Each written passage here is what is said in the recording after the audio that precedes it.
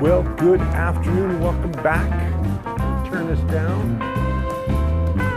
Not up. Let's turn it down. There we go. There we go. So we got a little bit of background sound. Hey, we got a whole lot of people in the house today, and I just want to say hello. Welcome, welcome, welcome. Let's start with Matt Gurman. Then we've got Teza, HVAC A to Z, my good friend Sergio. We have Tim Postma from Ontario today. We have Snapshot FPV, Sheldon Grant, Build It Basement, my friend Kermit, the Poor Boy Channel, who had an excellent stream today, by the way. Steve Reimer is here, and we've got RT, my friend Richard, and my Stream Elements bot apparently is running.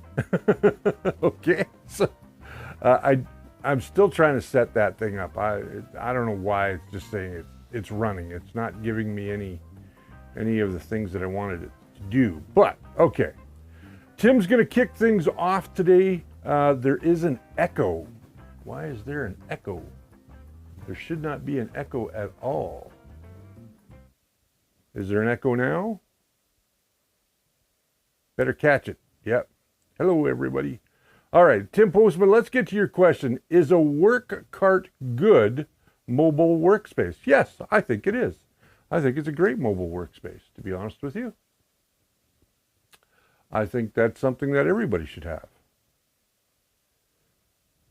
Might be you, Sergio. Hey, there's Dominic Versetto. The ads made me late. Sorry. Oh, I'm sorry. But the ads help pay for this. So let's get into some. I got a little story time for you before we get started today.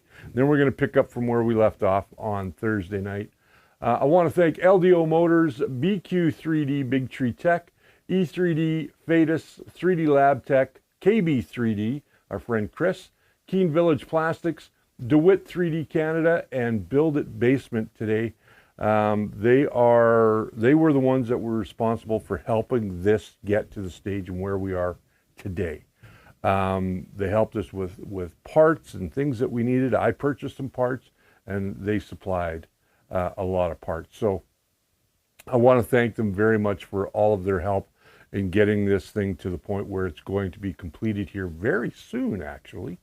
But I want to do a little story from yesterday. Let me go back a week. Last Saturday, I was supposed to go and visit with my friend Peter's wife and his son and his grandson and talk to them about the 3D printers that Peter still had at his home, other than his big Voron, which I have here. But they don't know anything about 3D printing, and so I spent a lot of time there. I planned to go over for about 2, maybe 3 hours. I got there shortly before 1, and I asked the time once yesterday, and when I asked the time, it was 8:30 in the evening. So I had spent 8 hours there. By the time we wrapped things up and I started my way home, it was just after 9 when we left, and I got a real good chance to sit down, get to know his son, get to know his grandson, find out what their ambitions were for 3D printing. They were wondering how they could incorporate it into what they do. They're both very big gamers. They do a lot of tabletop gaming, Warhammer, Dungeons and Dragons, that kind of thing. And I didn't feel right, even though both Peter's wife and Peter had asked me to take some of the printers that they weren't going to take back to Ontario with them. I thought that it would be better if they took all of the FDM printers that he had, as well as all of the extra accessories and things like that Peter had built up, and then just learn it. And so we talked a little bit about how to use Cura, and I got them all set up with Cura and showed them how to use it. Showed them how to use the printers a little bit. There's a little bit of maintenance that needs to be done on those printers, which I'll be going and doing probably before they leave and go back to Ontario. So when they get them back home, they can set them up and they can start using them right away. And I've made myself available for them so that if they have any issues getting started, doing their first print, leveling the bed, whatever it may be, they have a direct line to me so that they can call me or get on Zoom or we can get on Skype or whatever, and I can walk them through the problems that they might be having and get them up and running. It's the least that I can do for my friend's family. So it was a wonderful day. It was a very emotional day. As a lot of you know, I wear my heart on my sleeve, and that's just who I am. And I'm not apologetic, and I'm never going to change, but that's who I am. And when I'm close to people, that's I want to make sure that I help in any way possible. And they've been very welcoming of me into their family, and I want to keep that relationship so I can help the next generation move into 3D printing. So have you tried the arc overhang in Prusa slicer yet? Dominic's asking. I have not. I am going to be doing some stuff on that very soon. Right now, I think my focus is on getting this printer assembled and getting it tuned up and getting everything working with it. And then we are going to move on to filling in some of our other stuff. So we're going to get into filling in some of the problems that people have on a regular basis. I'm going to be talking about arc overhangs. I'm going to be talking about updating some of my old videos that help people out, like you guys. Some of you guys that are in the chat today, you guys are very experienced, so I don't have to do anything. But listen, at the start of today, I just want to remind you that Super Chat is down there. It does help this channel continue to make content for you guys. So if I answer a question for you, you feel you got something out of today's build, this is not a normal ask for help this week because on Thursday, everybody said, let's continue the build. So that's what we're going to do. So today we're going to just make sure that we've got this gantry set up. We're going to fly it today on the frame. That's why we have the frame here. And we are going to get that all set up, and we may actually get the belts for the AB system on today, so that way on Tuesday we can move right on to doing our stealth burner, which I'm very excited about putting together finally and getting that installed on the machine. And then we're on to electronics and wiring. And yeah, so we're moving along. We're moving at a real good pace here. So do you hear new grades of PLA? There are times 2 new grades as of this year. Build a basement. Thank you very much. $3. That's awesome. I love that. That all goes into the little kitty to help things out every month. I appreciate that, my friend. As far as the 2 new grades go, there's been a couple of that have been tried over the years, and I'm not really sure what they are. Right now there is standard PLA, which we all use.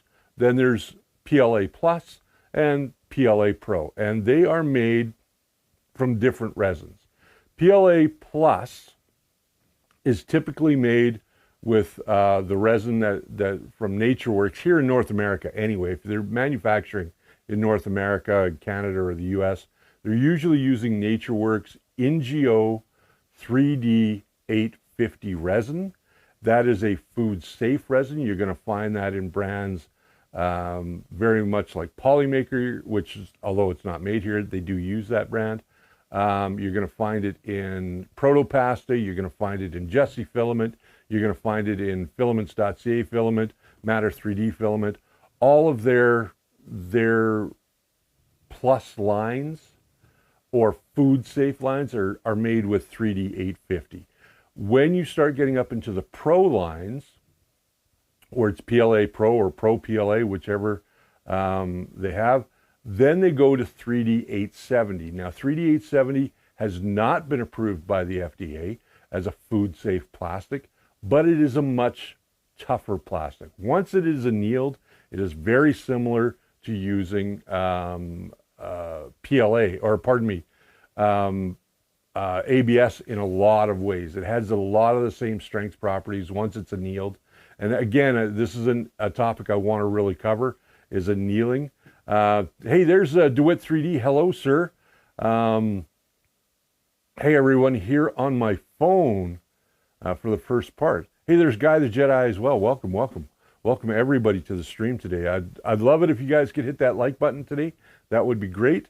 And it would go a long way to helping us get this show or what I've been doing for the past 5+ years in front of more eyeballs that are interested in 3D printing. And that's really what it's all about, is to help people. So first and foremost, let's move our X gantry. We'll just quickly review what we did here.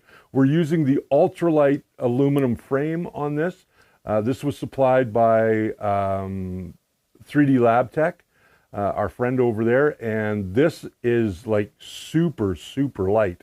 Even with all of the plastic on it and all the hardware that's in it, this is super light. So that's going to help us get a little bit faster movement out of our X and Y gantry. Now we have our X and Y here. I'm just going to put this over here so I don't mess it up. And what I want to do first and foremost, hey, there's Nick. Hello, Nick. I want to make sure that, first and foremost, it's not racked in any way that way, but I'm going to be checking the backside here. So when I say I'm going to check the backside, I'm going to just switch cameras here. Let me just go to this camera. So what I want to check here, kind of skirt this around my fat body, is I want to check this area right here. So I'm just going to grab this. So I want to check the area between where the extrusion ends and here. I want to make sure that I've got it even on both sides. So I'm just going to go ahead and loosen up those screws, and those are an M5. I think I need to use a 3.5 on these.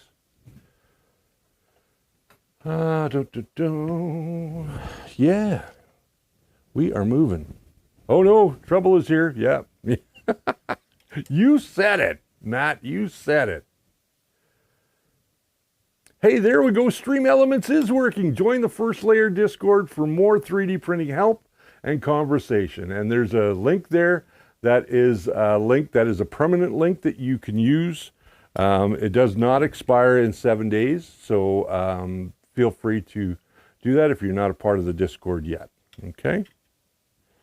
All right, so we're just going to loosen that up a little bit on either side. You have a moderator who has perfected the art of injuries as clickbait. Ask him for point. Oh, you're talking about Tim.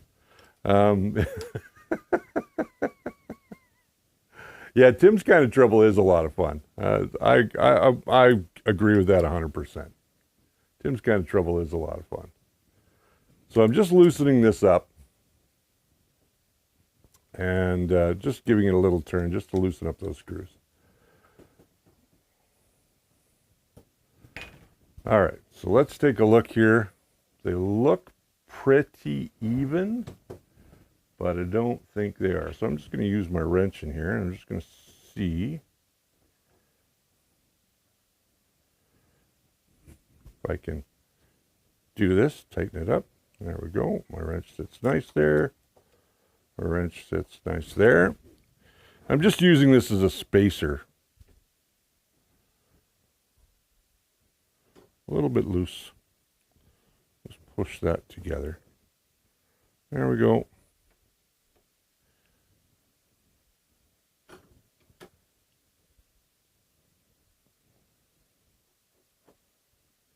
I just wanted to be able to sit up there. There we go. And down on the bottom, we're going to need a little bit of... There. That seems like it's going to be good. That's good. That top could use a little bit. And there we go. So now I'm just going to give these a little tighten. If you guys think I'm doing this wrong, please let me know. Because, again, I've only built... This is like my second full build.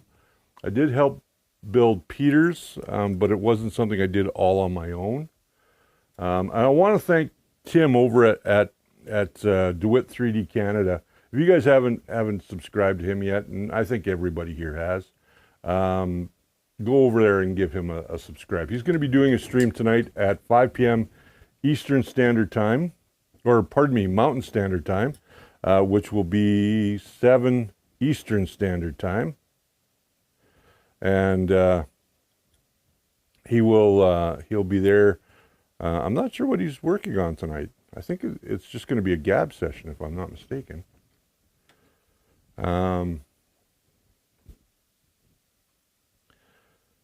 Tim and I have been friends for a number of years now, and he is a sweetheart of a man. For anybody that doesn't know him in person, he's a sweetheart of a man.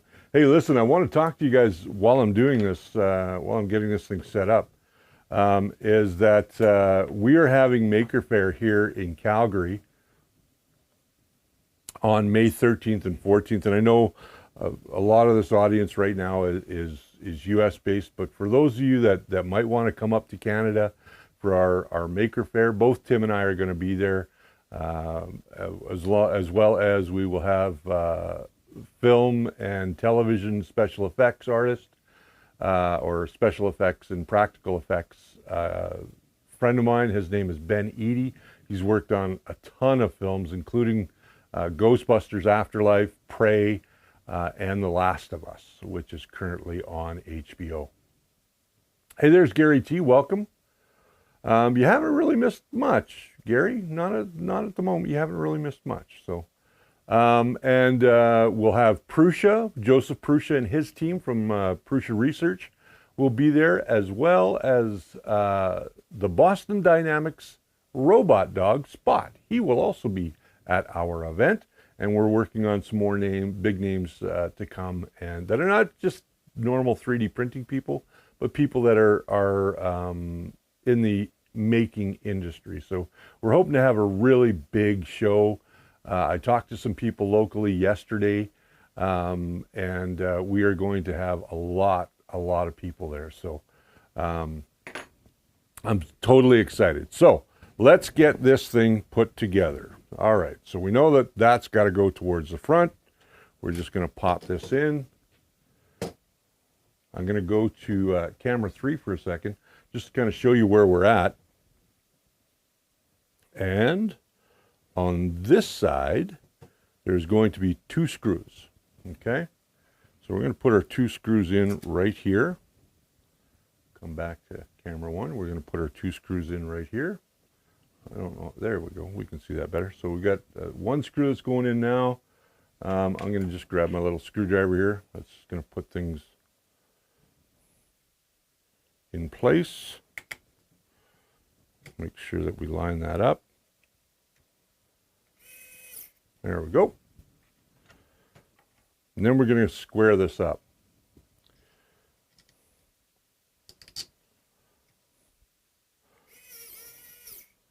There we go. That one's on. And now we'll come to this side. And this side we're going to put 4 screws in. Okay?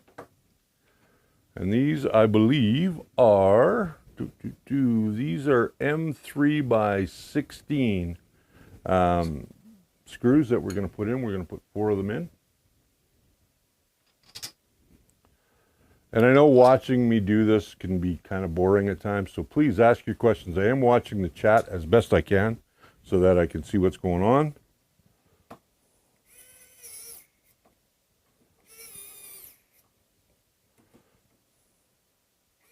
I can hear my screwdriver is getting a little weak. I should have charged it up. But I'm just going to give those a little tighten.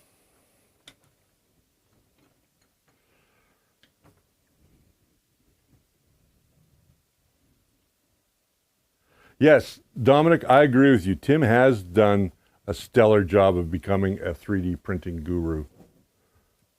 A guru, or a 3D printer building guru. I'm just going to slide this down a little bit. I was looking for my blocks that I normally have, but I couldn't find them. Just going to tighten that down. Not going to get too crazy with it.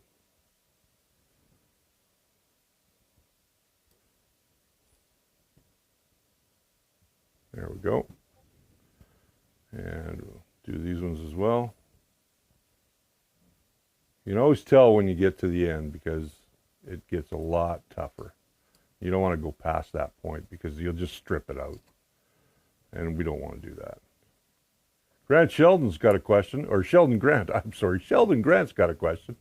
He says, I think that we can all agree that there's no perfect solution in any single 3D printer.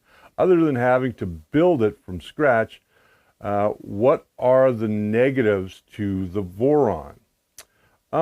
In my opinion, I would say the negatives to the Voron would be, it is a somewhat of a complicated build, and there are certain costs that are associated with it. I like the Voron because it is a really good teaching tool, but not everybody wants to build their own 3D printer. Good example is my wife. She doesn't want to build a 3D printer. She hates building 3D printers. She just wants to put one on her desk, have it work, and print whatever she wants when she wants. So there's my wife now. She says, yes, it is boring. That is why I paint my crafts while I listen to you with a big set of lips. My wife, Geraldine Ham, everybody say hi to my lovely wife. Cost is another factor. Absolutely, cost is a factor. I can see where that would definitely be a deterrent for a lot of people.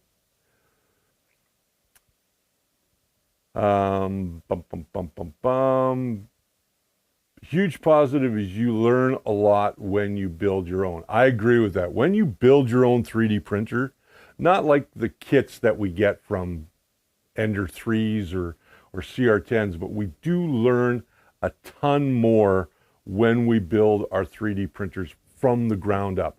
And if we've got to go out and source all, there's Shadell, welcome Shadell. When we go out and we have to source all of our parts, it's really good because you get to learn what parts are better and what parts are not so good. If you follow build guides, things like that, works out really well. Because they will usually give you that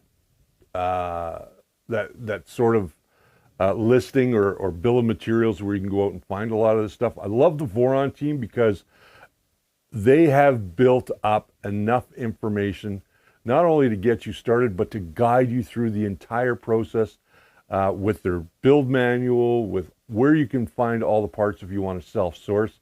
Fortunately enough, we're in a world now where we have companies like LDO, Jason from LDO and his partner, who have taken all of the things that you need to build one of the Voron 3D printers and have made them into a kit minus the 3D printed parts.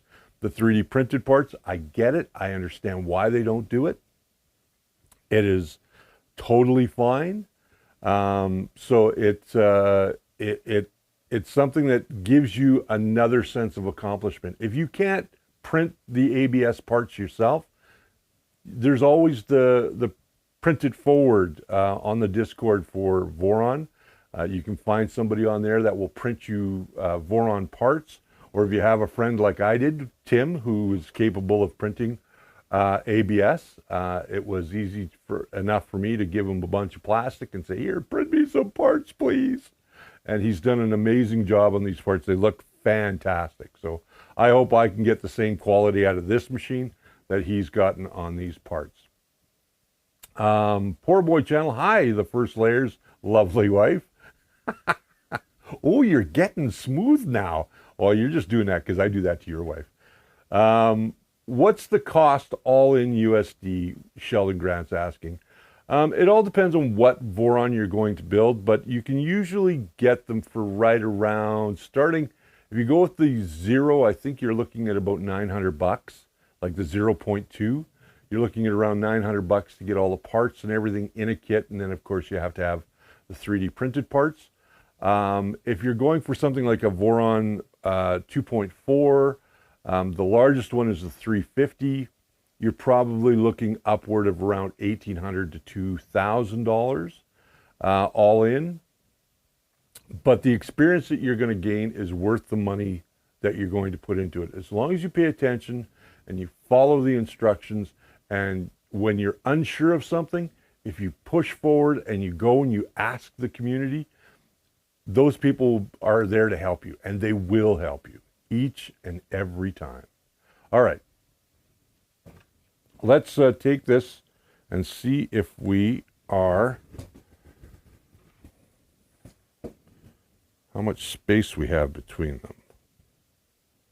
Looks like we are riding in the same spot. Now, is that going to push out as it goes up? No. Nice and loose. Look at that. I think we got it the first try. That never happens to me. Never happens to me. All right, so what do we got to do next? Let's move on to, we get to start putting this thing together, which I'm super excited about. There are a couple of things that you can do. There's some things that are built into the Voron. Remember how I said to put this thing on the right way? I did not. I did not put it on the right way. I put it on backwards.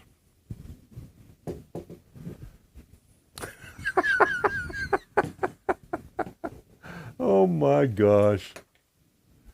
Oh. Please don't ask me for my advice on building 3D printers, because I just put this on backwards. Oh my gosh. I got talking, distracted. You know what, Sheldon? If you can't laugh at your mistakes, this is definitely not a hobby for you.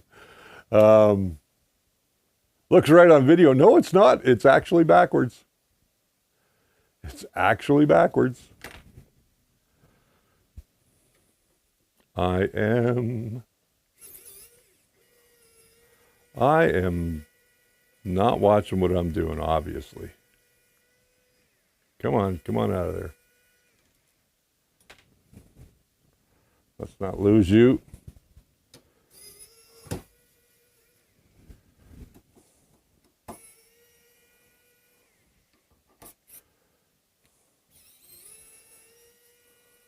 Bass backwards, you got it. Hey, there's John Bima. Welcome. See, I got it right this week.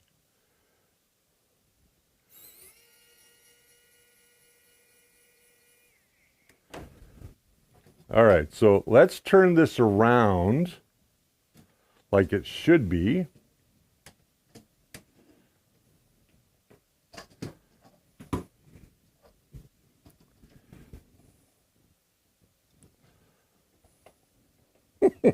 I can't believe I did that. Ay. I can't believe I did that.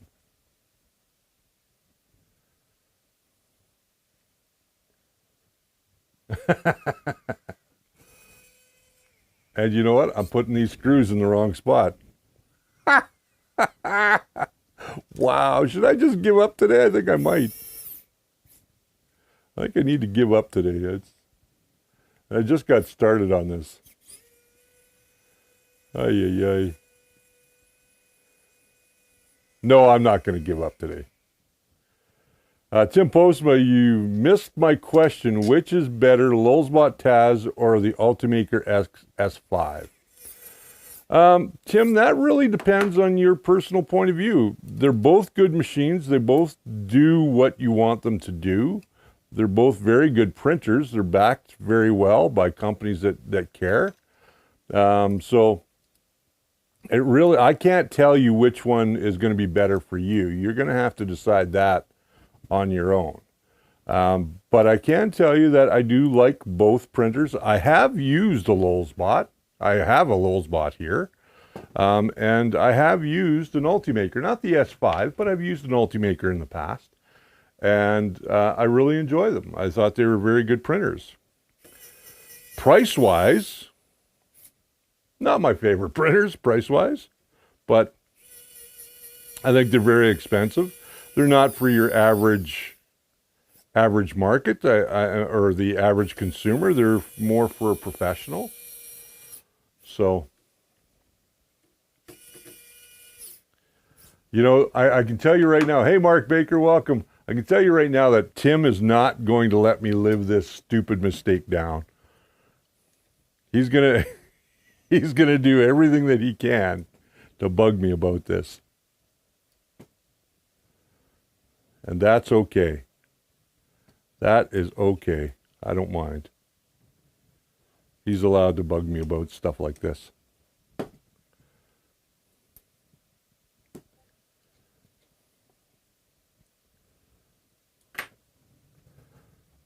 Is Ultimaker not limited to 2.85? No, you can actually buy them now in 1.75 as well.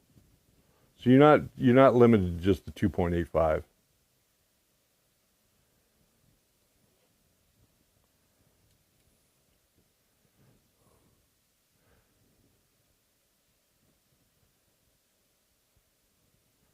All right, so let's just double check this again and make sure that we got it right this time. And we're just going to check that. Now, it's a little, well, yeah, it's a little racked. It's a little racked. So, I think I've got to either move this side. I think I've got to move this side out just a little bit. Like I said, I didn't tighten these very much. Or maybe I have to move it in just a hair. No Canadian hammer today. Sorry, guys. I think I just got to move it in a hair.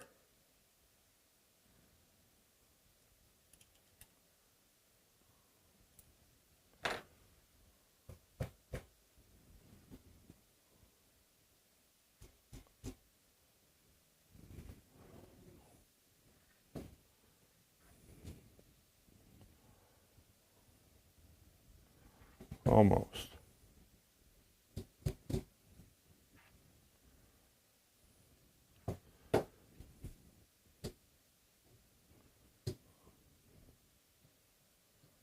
Still a little bit. There we go. There we go. We're there now.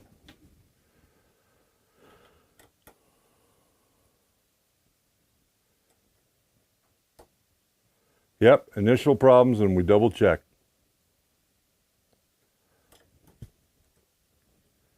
That's what we want to do, is we want to make sure we double check everything.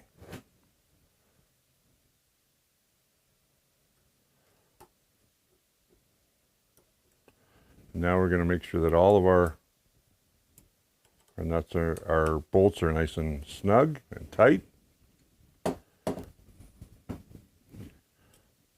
I'm sure the gurus who have done a number of these are looking at me going, what is this guy doing? What an idiot. Reseating screws, you assemble backwards first. I assemble. I have no clue what I'm doing here. I don't know what I'm doing. Oh, there's Jerry. Jerry, sorry I missed your stream, Jerry. I did explain why I was absent yesterday. So now, what are we doing? Okay, we've got some things that we have to do here to prepare for putting this on our setup.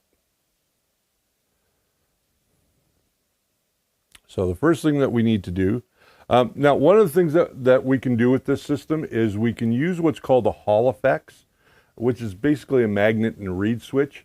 And basically what that does is it, for your X and Y gantry, it acts like an end stop. And at the end of the day, I'm not going to use that. There is one here that I could use, but I think we're just going to go the traditional way, and we're going to grab all the parts that we need, which are these little guys right here For starters, we have 4 of them, and we should have 4 of these.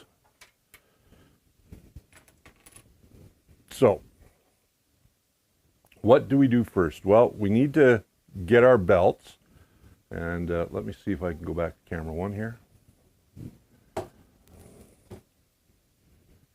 And we're going to start setting this up so that we can put our belts together. So first and foremost, we need to put screws in these guys, or nuts, pardon me. And we need to put in our M5 nuts, which I know I have here because I took them out and prepped them for today. There we go.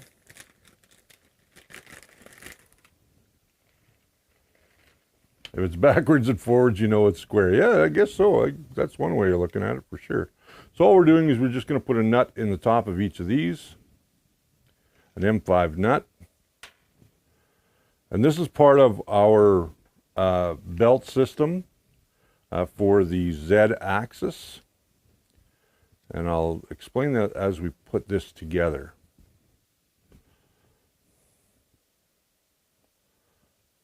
All right, so that one's in, and the last one, we only need one more nut here, and our nut is in. So we're done with the M5 nuts for now. And now we need we're going to need an M3 by 30 bolts. And I have some M3 by 30s. So I'm going to need 4 of these. Take those aside. 1, 2, 3, 4. I won't need those anymore, so I can put those aside. And then we are going to need some M5 by 30s, and we have 4 of those. And I think that is where we are at. But now we can also start to put in our belt. So let's have a look-see here. I'm not sure if you guys can see that okay or not.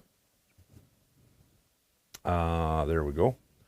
So we're going to take our belt, and we're going to preload our belt into here. I'm going to take it, line it up, take our belt holder, which you'll notice has an M5 hole and an M3 hole. We're going to line that up on there to hold that in place. And then we are going to take one of our pieces here, flipping it like so, and turning it so that it is the right way. I'm going to drop in an M3 right there, and we're going to drop in an M5. And that's going to sandwich that belt in there because there's a little groove, and it should hold everything in place.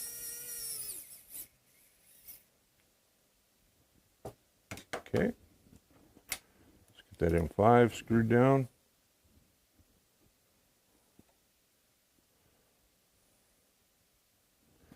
I don't remember this being so easy to put these belts on my first one. They seemed like they were a lot harder on my first one.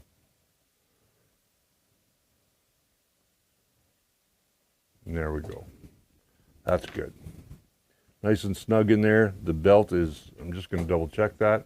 The belt is nice and even. We'll do the back one here. Now here we're using the MGN9 belt. And it is a little thicker belt. We're going to use the 6 mil belt on our X and Y, or AB.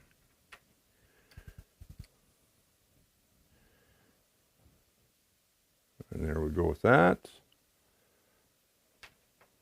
Problem with these screws is that they tend to come up, or these bolts tend to come out. So I'm going to do this. The nuts, pardon me, they come out. So I'm just going to sandwich everything in there first.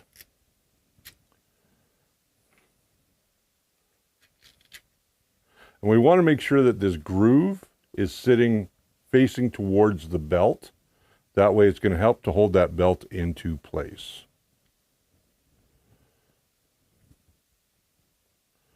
I'm just going to drop that belt in there. Get it nice and even and drive those teeth right into the groove. Big fingers. There we go. Black plus purple non-fam. Hi, non-fam. I like purple is one of the colors well, of course, it's in my logo.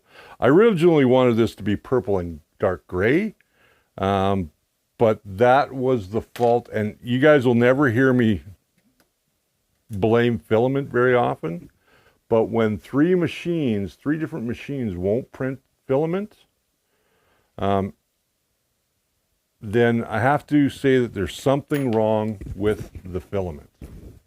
All right, let's turn this around and we'll do the other side. Then I'm going to show you a trick on how we're going to fly this gantry. This is going to be fun. Now, the length of your belts are going to be defined by your bill of materials. When you're on the Voron website, if you're going to do this for yourself, like you're going to self-source everything like I did, I enjoy the self-sourcing. I don't know why. I like the self-sourcing. It's just a lot of fun. It's relaxing. I find it relaxing. Maybe I'm just strange that way. Maybe I'm just strange, period. You'll find that self-sourcing your stuff is just fun. But if you buy a kit, that's not bad either. You can buy a kit. Kits are fun, and they can be really rewarding. I'm not saying that they're not. But I like to self-source. But these belts, to get the right size, you are definitely going to have to make sure that when you order them and you cut them, that you're cutting them to the right size. Because if you don't, you may end up with a belt that's too short. And if you have a belt that's too short, then you're going to run into a problem later on in the build, because you will not be able to just get it to sit properly. All right, so those are on. One last to go. And then we are cooking with gasoline. Cooking with gas. Self-sourcing is also educational. It is very educational. I agree with you, John. Very educational. YouTube being crazy, sending your message twice, Shadell. Oh. Well, maybe you wanted to say hi twice.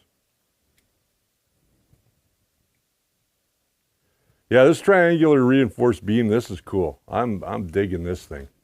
This is going to be a fun part to see it working, because I haven't seen any other of the Voron builds, like among our community, that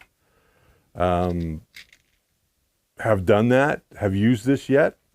And I think I'm the first. Maybe not.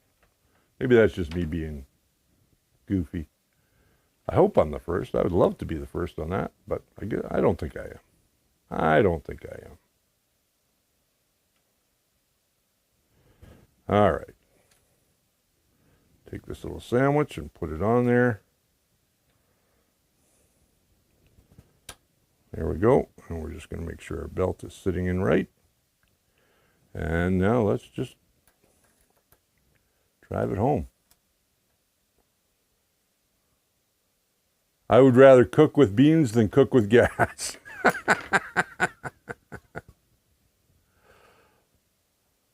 They've been available for well over a year. Well, fine. Thanks for ruining things for me, John.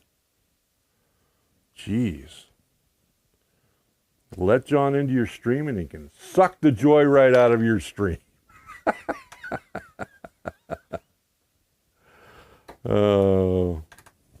John, if I didn't bug you, who would? All right. Okay, so we've got all of our belts on. Bum, bum, bum. So how are we going to get this thing to sit in this frame. Well, I have these guys. I printed these out, and they're just, I don't have any zip ties that are long enough. There we go. I don't have any zip ties that are long enough, so I printed out these. You can find them on the Voron Mods site, and all they do is they just simply go up inside the track, they hang. If you can get them in the track, they hang, they twist, and then you can bring in your gantry. So that's what I'm going to do here. And I know that this is the front and this is the back. So this is the front, this is the back. Because I know somebody's going to say, do you know what your front and your back is? That's probably going to be John Bima, or Bima. So this is where you're going to have to take one arm. Come on. There we go. Turn that. Get that in there. All right, so we've got one side in. A little awkward doing this, but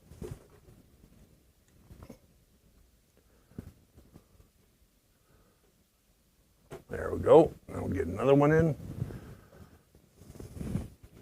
Once you got the first couple in, getting another couple in is not going to be that hard. There we go. Let's get that mouse off of there. So we know that's going to be a problem. And we'll come around to this side and we'll do one more. I printed off 6 of them. I know I'm not going to need 6, but I printed off 6 anyway.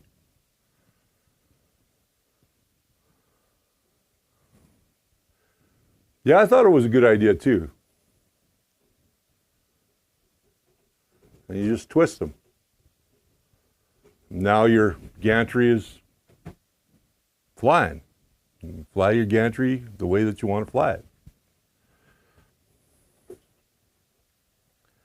Certainly goes a long way. I'm going to take out the stuff that I don't need out of here at the moment, which is going to be some screws and some nuts. And I got 2 more of them just in case I needed them, but I don't think that's going to be a big problem.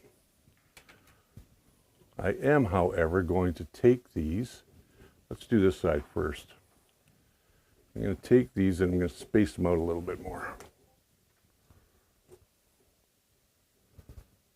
Space them closer to where I need them. There we go.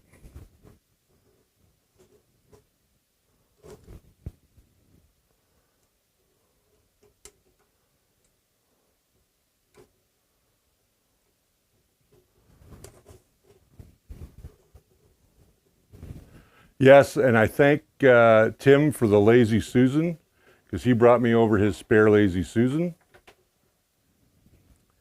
And without it, I would have been doing this the hard way. And it allows me to sit down. I'm lazy that way. All right, so that's in there nice and secure. I'm happy with that.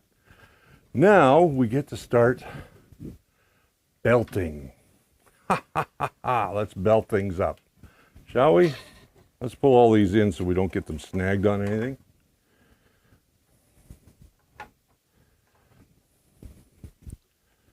Or first, I need to do something else. I know I need to do something else first before I start belting. And that is, yeah, we're not doing the Hall effect sensor. Aha! We need to put on these blocks right here first. These will help when the gantry is going up and down. You'll see there's a, let me get a closer camera here.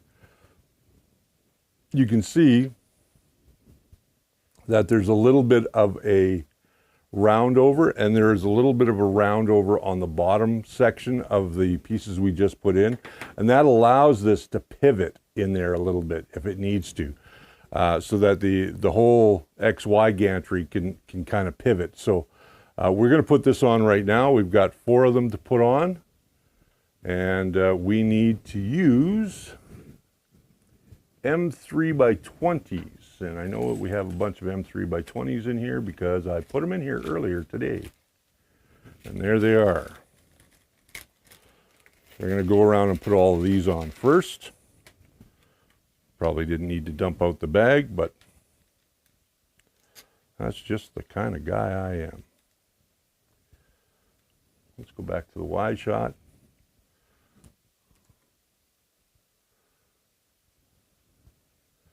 If I go to camera 4,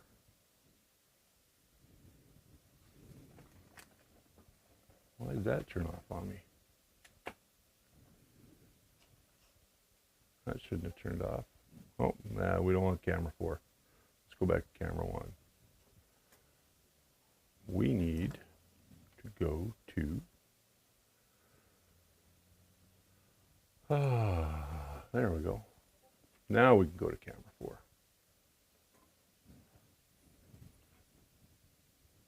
Gremlins, yeah, gremlins. We go to camera 4. Is it feeling green? It shouldn't be green now. There we go. There we go.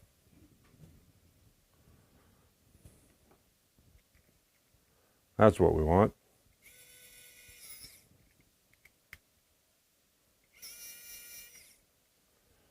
I just want to make sure these are spinning freely in there. Yep, they sure are. And oh, look at that.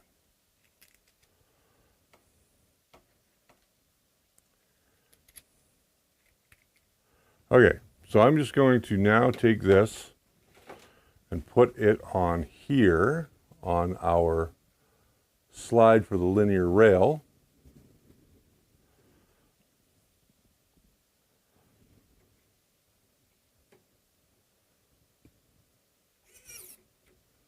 Get one in, and then the rest of them should follow suit.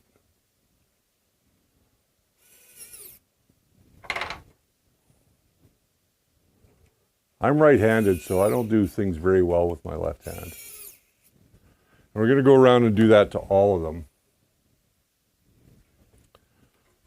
And our gantry should be fine, just sitting there.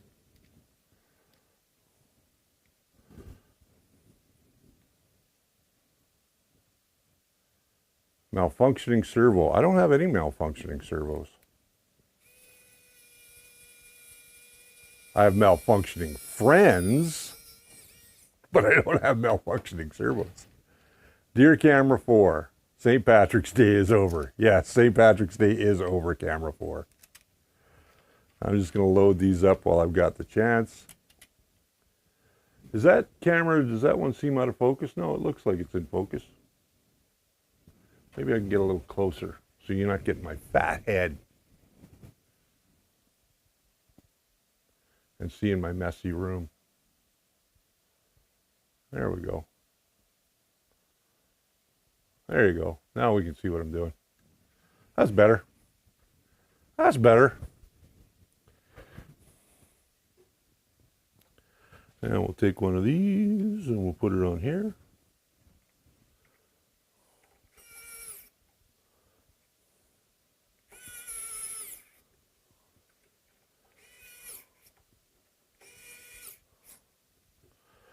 And we'll spin this around and go to the other side and do the same thing. The other two that we have. Looks fine. Looks fine. I smashed my hand on the side of the house the other day when I was trying to break up some ice on our sidewalk. And we have the stone stucco on the side of our house. I don't know how well you guys can see that. Maybe you can see it better there. But yeah, I chewed up my finger pretty good. Man, that was nasty. It hurt.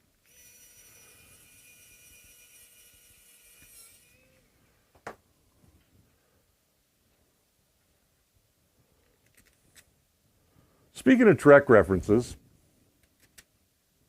would you or would you not agree that a 3D printer is like a replicator from Star Trek. What do you guys think about that? Do you think that's a good idea? Because I like to imagine this is my own replicator. 3D printers are like my idea of a replicator, and I can make whatever I want. I can't make myself a new personality. I apologize for that, but that's the way that it goes. Yeah, I think it's the early version of replicators. No replicators work. Well, sometimes, John says.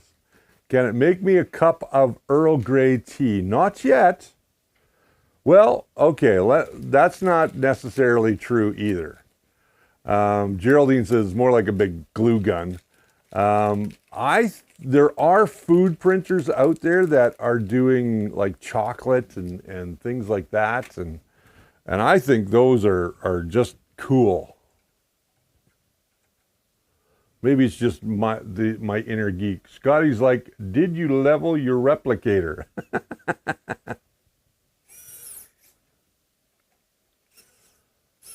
Come, I can't get it to work.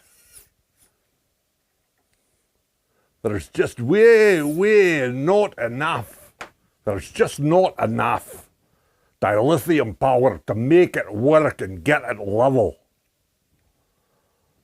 We may have to go to a Klingon planet and get some of that bad dilithium.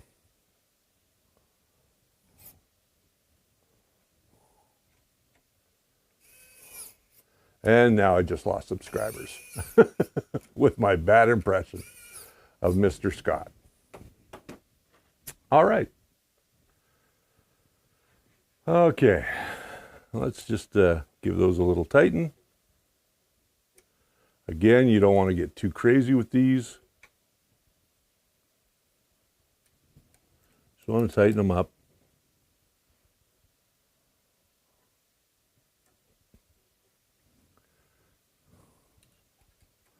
Try and keep my fat head out of the way.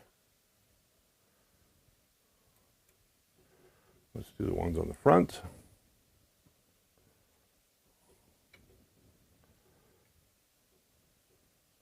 That's odd. Voices came and went from 50 viewers to 12. I know. I know. See, I'm not supposed to be doing impressions. Oh, we got one that didn't go in. Ah, now it is. Now it's in. Yeah, I think pizza printers would be a great idea. I'm totally down for pizza printers.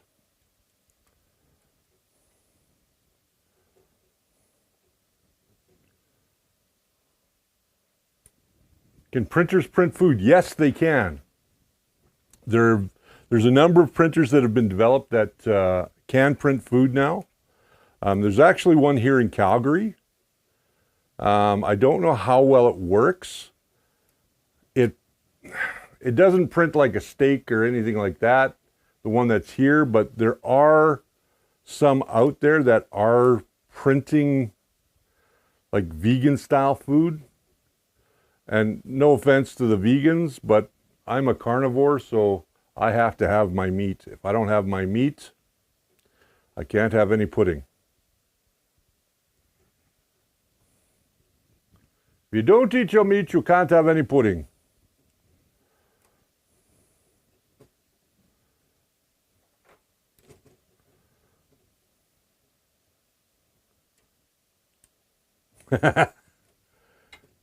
Will transporters be able to remove our fat cells? I don't know. I don't know. Yeah, they have candy printers, yeah.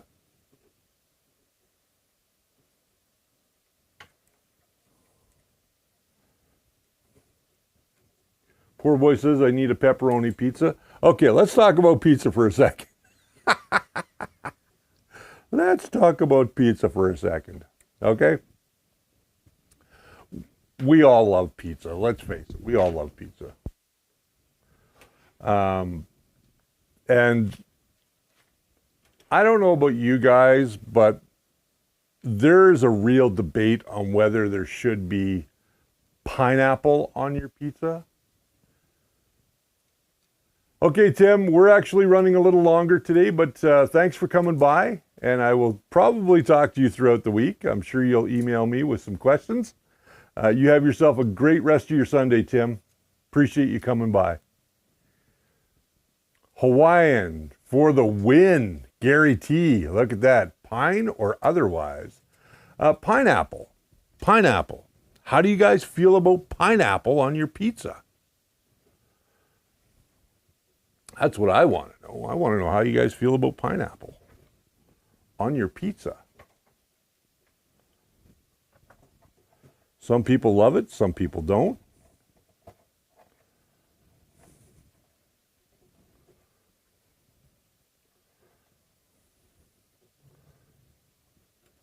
I like pineapple on my pizza, to be perfectly honest with you. I've actually liked, well, I like pineapple on my pizza, and I like pizza that's done well, like that is made well. There are way too many pizza companies out there that don't make good products, as we all know.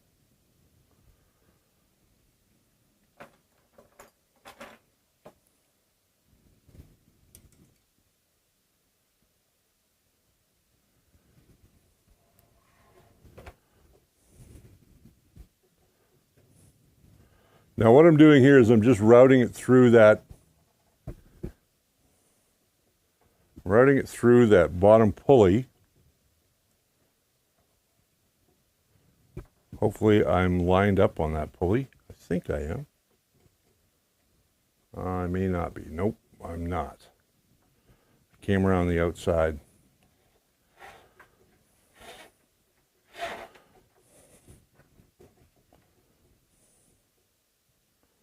There we go. Now we're in the right spot. Now I'm on that pulley. And then we're going to come up through here.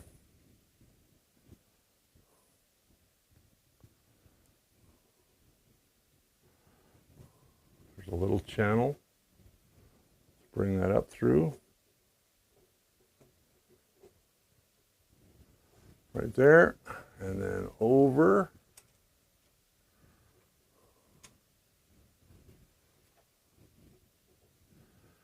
And then we are. There we are. We are in the right spot. So now we can take this off. And I'll just go back to camera 4 here. I can take this off now.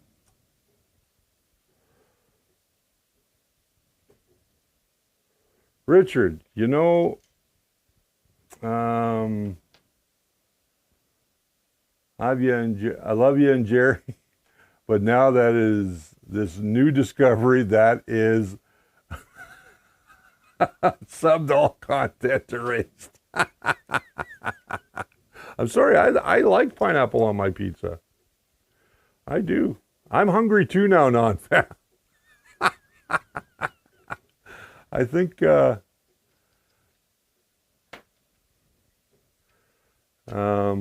think my wife and I might have pizza for supper tonight. I don't know. We'll have to see. All right, so I'm gonna just put this back on now. Just get that in there, get that in that track. And I'm just gonna loosely put these in so I can just give that that belt a little bit of a tighten afterwards. Menu creep. Hello, menu creep. I have no idea what you're saying. And I apologize, but now I'm not going to over tighten these. They're kind of loose, and that's okay. As long as I have about the same amount on all 4 corners, I should be okay.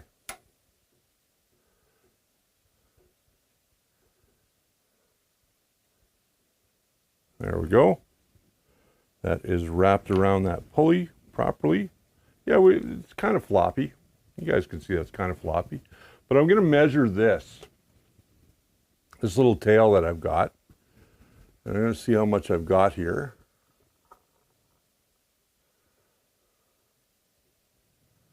And it looks like I've got about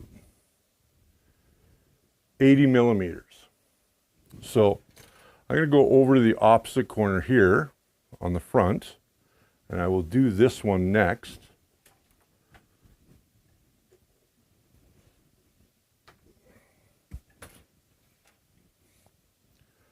I'm going to have to teach you, Voron, after it's built, how to print a pizza. Yes.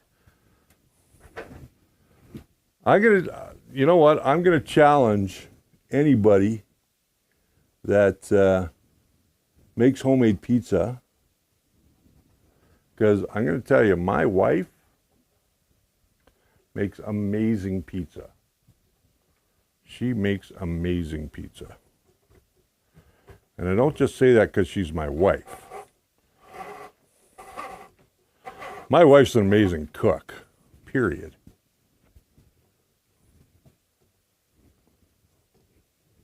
She is an amazing cook. And everybody's wives are probably amazing cooks. And I'm not going to diminish that, because if it wasn't for, maybe you guys cook for yourselves. I don't know. I have no idea. Why am I even having this conversation? Well, that doesn't look like it came through the right spot. Not at all. How do you guys deal with these belts when you were doing them?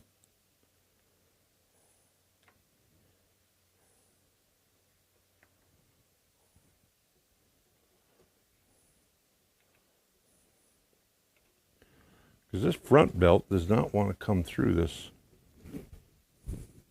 area. May have to get my tweezers in there again.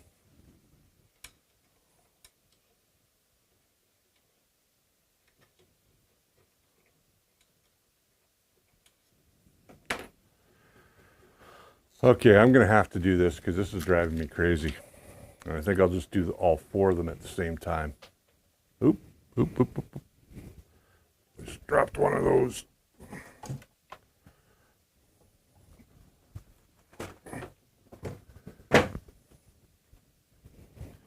Well, that didn't sound good.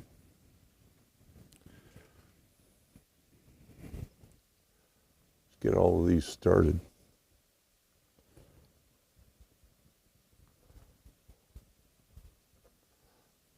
Get them around that pulley and get them started.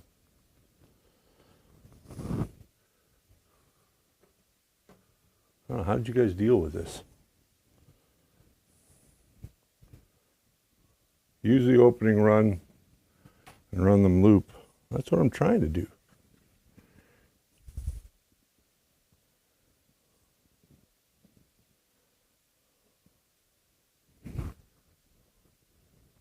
There we go. There we go.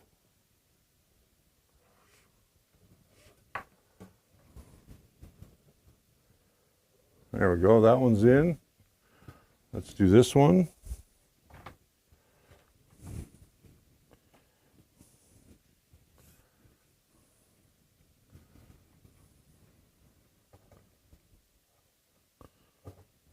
I want to make sure that I do this right.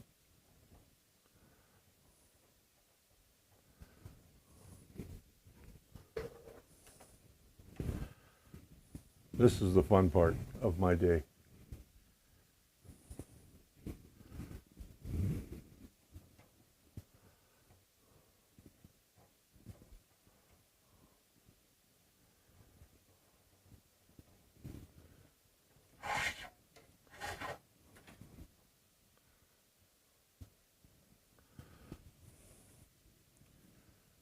Now I'm going to thread that back through there.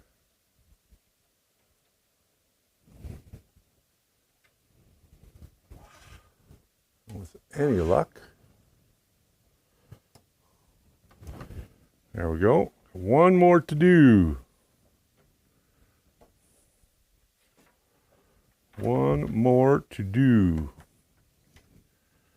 And then I can just put this back on its feet. And we can worry about that then.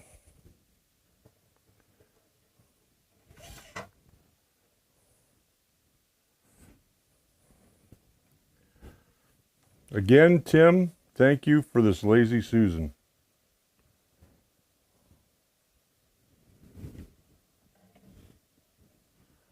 I would have been lost without it. I'll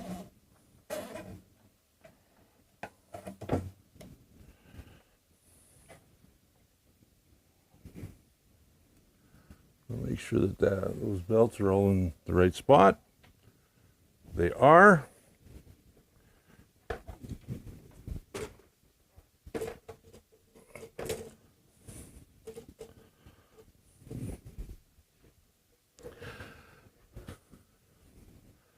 And now I can go ahead and finish stringing these through.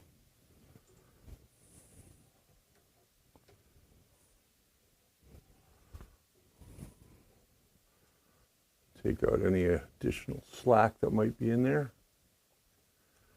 There we go. Oh, look at that. Dummy did it already. Didn't put it through there like you should have.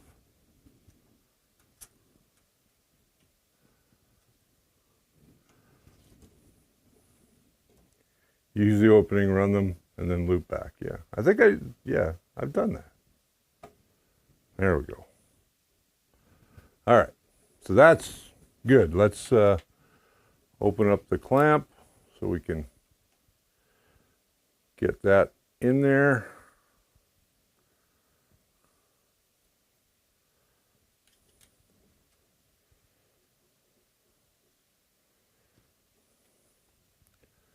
We've been at this now for just a little over an hour, and that's okay.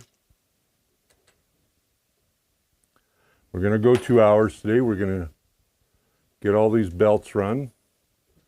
The next set of belts to run are going to be the AB, and they're going to be a little bit more of a pain in the butt, I'm sure.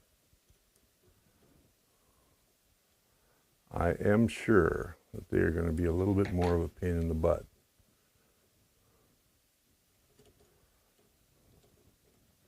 I may have tightened that down a little bit too much.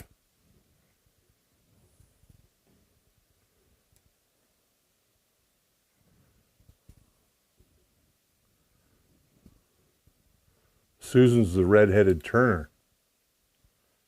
Or is a real head turner. Ah, that's Susan's a real head turner.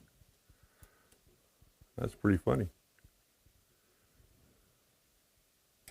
We got comedians in here. Oh, look at that. Perfect. Perfect. I am far from perfect, by the way.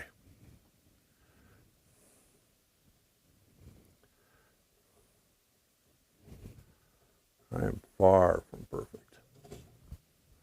And anybody that watches my builds will know that. It's been a while since I built a printer. In all honesty, it has been a while since I built a printer. So I'm sure you guys will forgive me for some of the inconsistencies in what I'm doing.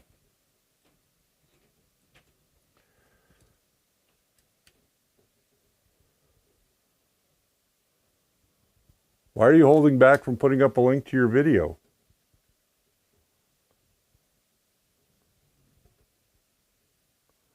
Put a link to your video so we can find out how easy it is to do, because I obviously don't know how easy this is to do.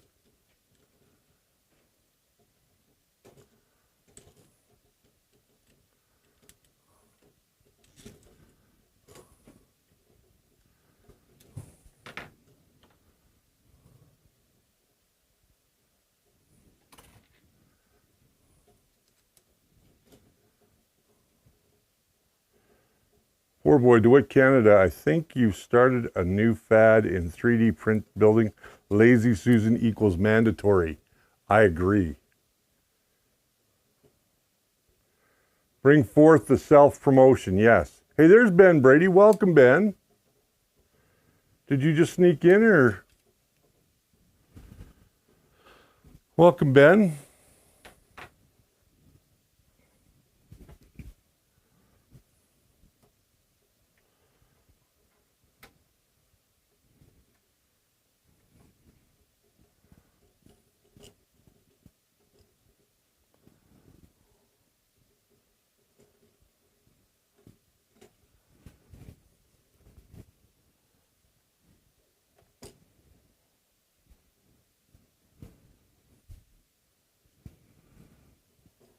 And we're just going to get this last belt done. And then we'll be able to take out some thingies.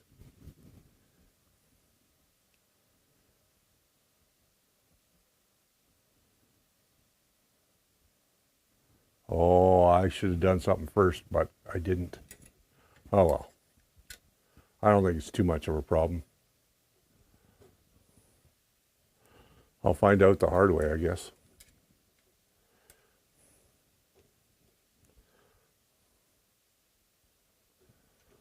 I'm sure I'm going to find out the hard way.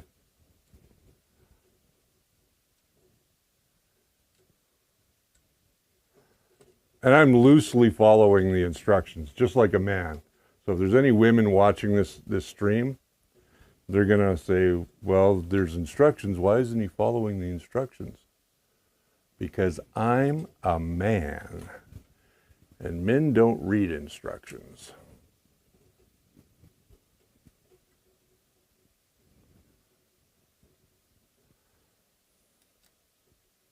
That's my story, and I'm sticking to it.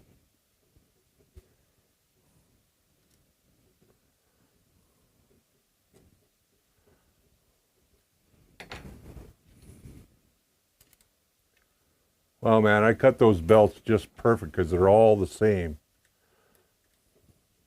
They all came out the same.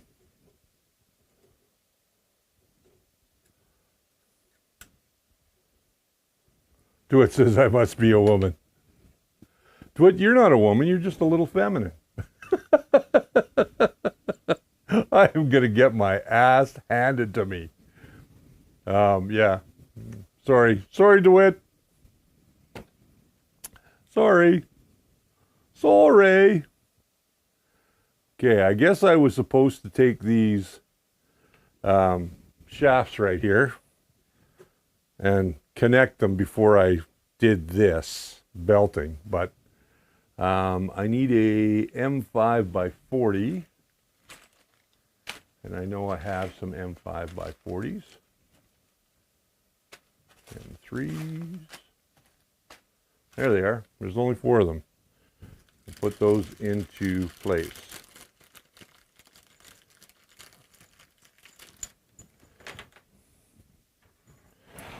Should I have referenced your video prior to doing this build? Probably should have.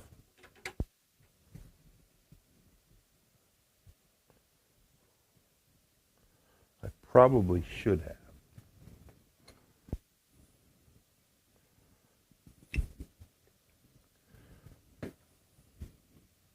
Okay, here's my secret. I do try and read instructions before as well. Now, I'm not tightening these up totally. I want them to be able to move a little bit. So I'm just sort of putting them in there. Now, I've heard some guys put grease on these and some guys don't. What do you guys think? Should they have grease on them?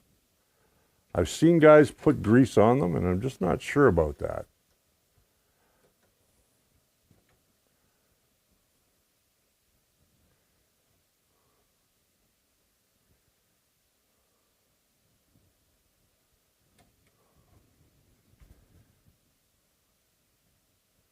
Belting starts around 7 minutes. That's what my parents would say when I was in trouble. Your disciplined belting will start in about 7 minutes.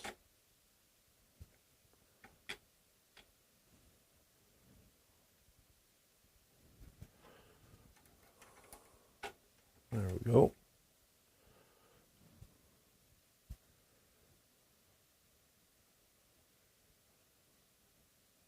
Between the two parts that I'm screwing together. Yeah, some guys, I've seen they put just a little bit of grease in there. I do have a Lazy Susan, and it was given to me by Tim from Dwit 3D Canada. He brought it over to my place one day. I said, here, use this for your build. And then he, that same night, he was doing his build, and he pulled out, that one seems a little tighter. I may have to. He pulled out this brand new one that he had done.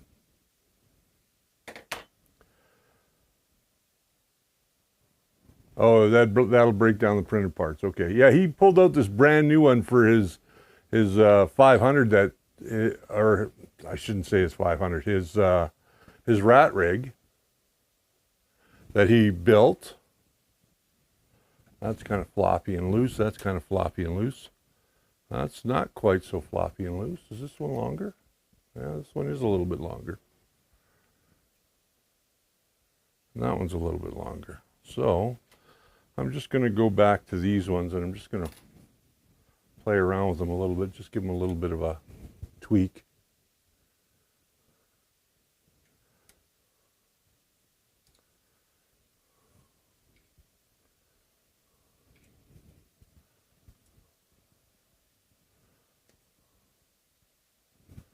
There we go.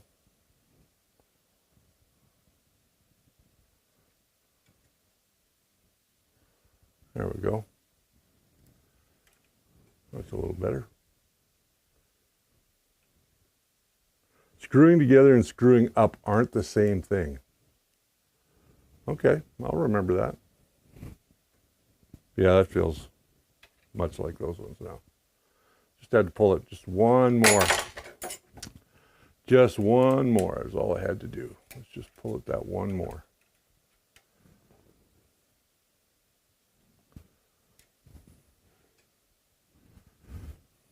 And I'll do this one, and then we should be good.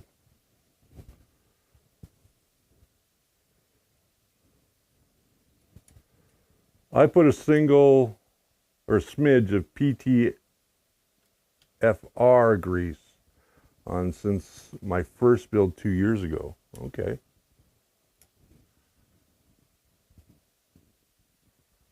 There we go. Yeah, that's not quite so floppy as it was before. Oop. There we go.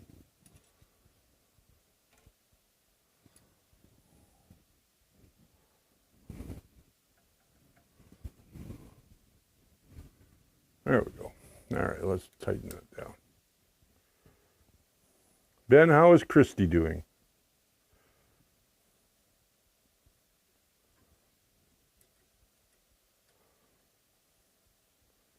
How's Christy doing? All right, so that is on there. I can pull these little rubber stoppers out of the bottom now.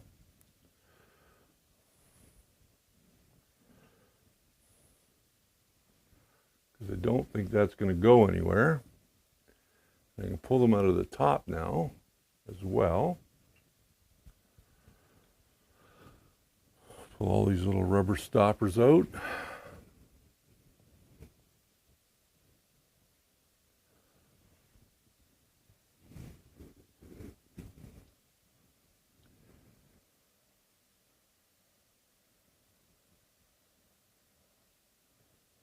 Hour 25 right now.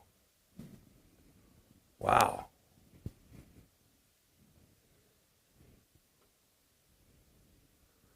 Okay, so I'm now going to take out those guys.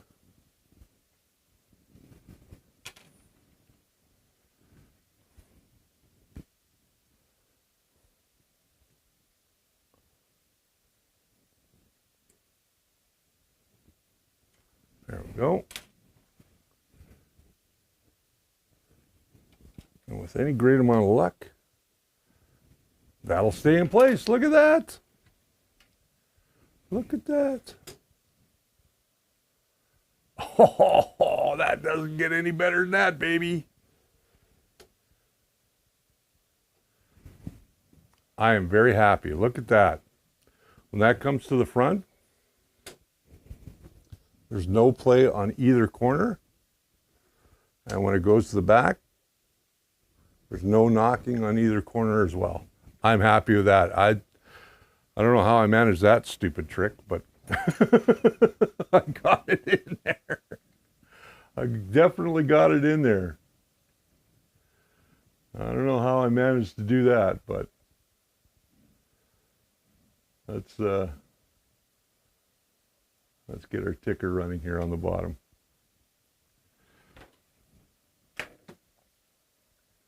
Hopefully our ticker's running. There we go.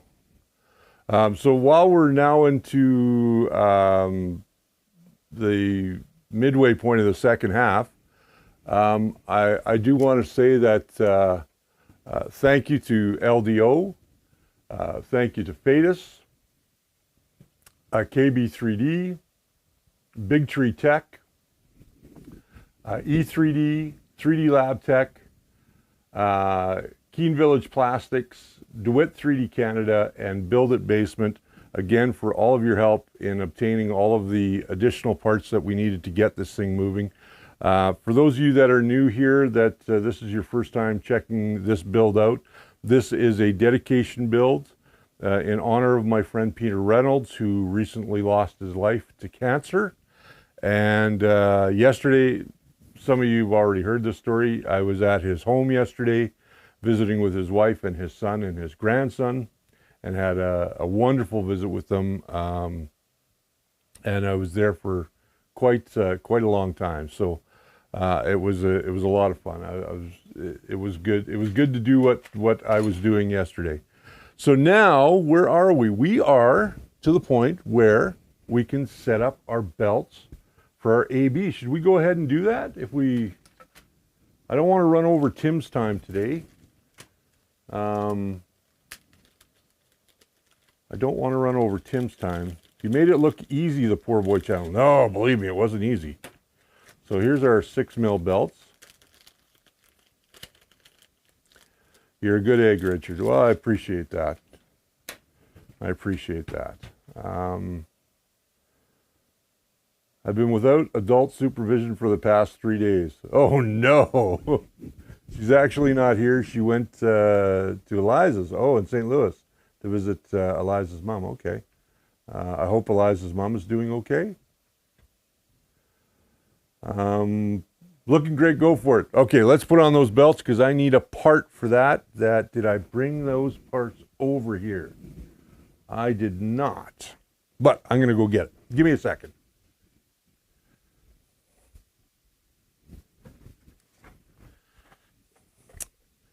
I need this box. I need this box. This box has in it some parts I need in order to be able to do my belts, which is this part. We'll go to camera 1 so I can show you this part. You're going to say, Richard, you got a lot of that done already. Well, I'm going to take it apart. So don't fret, I'm going to take it apart. This is for the tool head mount on the XY gantry, and we're just going to pull this piece out. This is for our probe. I didn't get those screws out all the way. That would help if I did that. Thanks for giving the lazy Susan to Richard DeWitt. Don't worry about my stream. Looking forward. Okay. All right, Tim. You know, we all try to do our best to support one another, so I want to make sure that's happening. So that's why I just don't want to overlap your show tonight. That's all. I still have a half an hour. I can get these belts running a half an hour so that we can move on to doing what we want to do on Tuesday night, which is building our stealth burner and getting that all done. So I'm going to pull those out of there. Now, I already put the heat cert insets in, and I showed you guys how to do that way back in episode 1 for anybody that missed it. I'm going to build a playlist of all of this stuff too, so it's just something that, you know, I can't tell you, man. I am friggin' digging how beautiful these parts are that Tim printed for me. On his, you printed these on the P1P, I believe. These are just amazing. I absolutely love them. I would like to get down into the States myself. Okay, so let's start doing this belt. What do we got to do to this belt? I've got it open here. So what do we got to do to this belt? Let's go get this belt done. And then we'll tidy up all those other belts a little bit later. All right, so we already know that I left enough slack in the front corners here. Going back to cam 4, I left enough slack in the front corners here so that these could freely move. So the tensioners for the AB belts could freely move. There's lots of tension there, or lots of slack. So I can go ahead and start. Do I start on the top belt or do I start on the bottom belt? No, first I need to start with 2 M3 by 12s in these, and they are going to go right in here. They're going to go right in this little hole right here, and I guess they just thread in into the plastic because they're not a part that really needs a lot of thread. Question, Richard, how do you think the Voron build is going compared to your first Voron build? This one is going way better than my first Voron build, to be perfectly honest with you about that. I think this one's going way smoother than my first one. We'll know more when I get to doing the electronics, because while I'm a hardware guy and I love doing hardware, software on these things is a little bit of my downfall. So I want to make sure that I got 3 millimeters. Let me just double check this. I need to have 3 millimeters between here and here. So I'm going to just double check that. And I could probably go in just a little bit more. A couple turns maybe. 1, 2.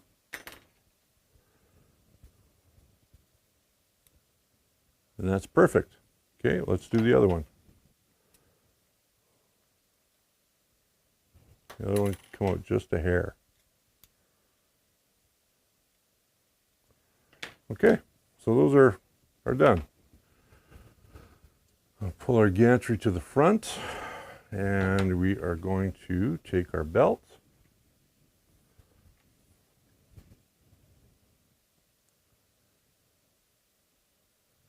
We're going to take both belts, it looks like.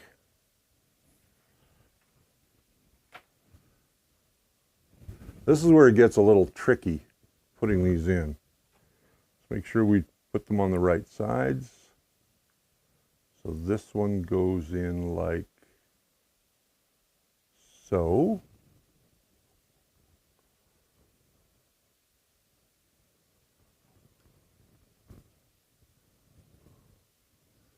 And we need to have enough material pulled through.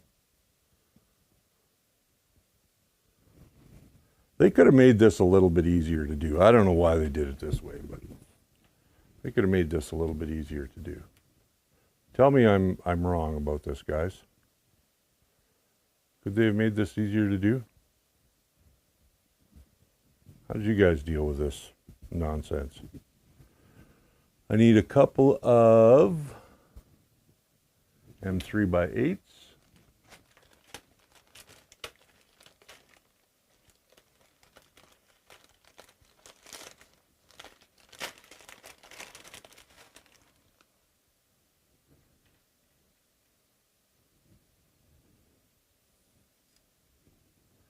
couple of them through, but I know I took 2 out. There's another one.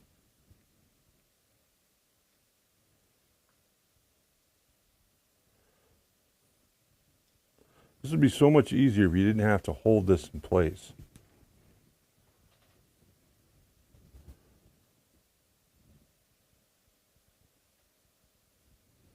I know there's a lot of belt here, but it would have been so much easier if you didn't have to hold it in place.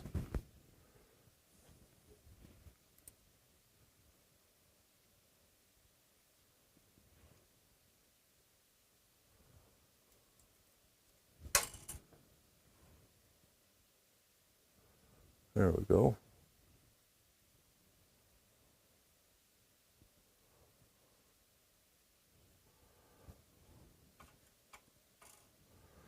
Of course, I dropped a screw down in there.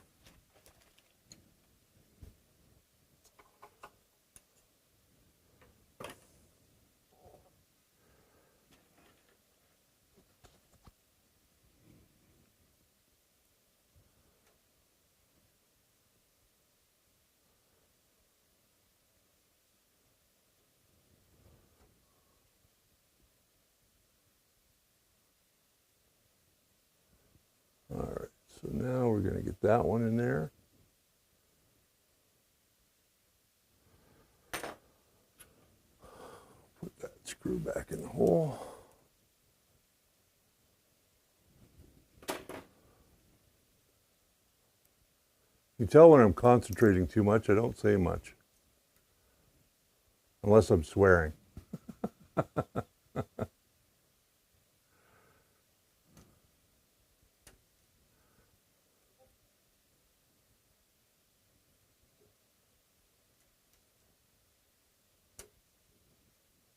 Why does that one not feel like it's going all the way down?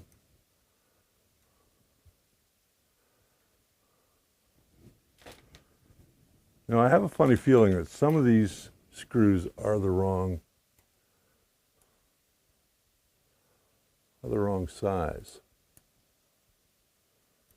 Just get that strong feeling.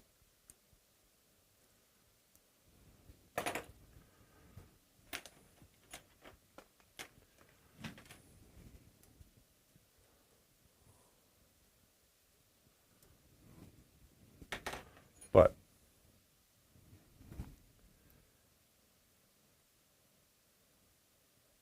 yeah, the Bamboo P1P, great printer. I don't own one, but I know Tim owns one. Now this is 8 millimeters. No, this is 10 millimeters.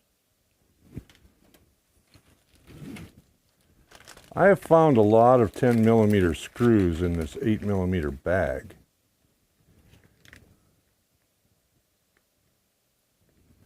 Another 10 mil.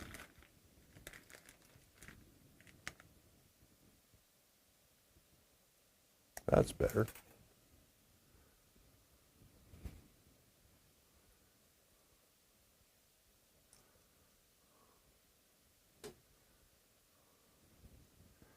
That's better.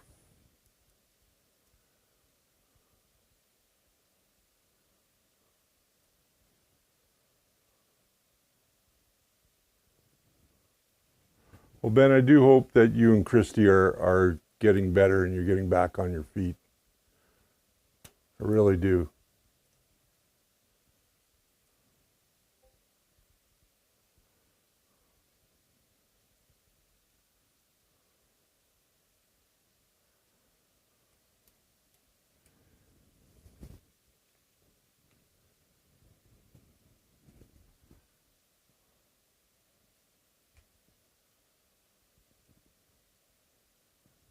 That top one still does not look like or feel like it's sitting in there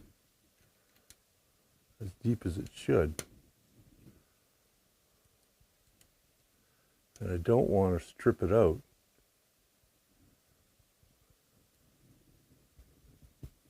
There we go, just need a little bit. No, it's still.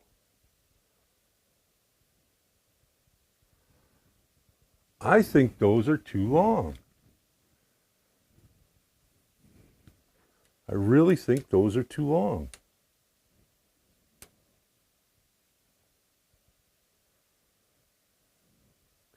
It just really feels like they're too long. So I'm going to take the bottom one out all the way. And some of you guys are going to probably think I'm nuts about this. Thanks, Richard. God bless us every day with what we need.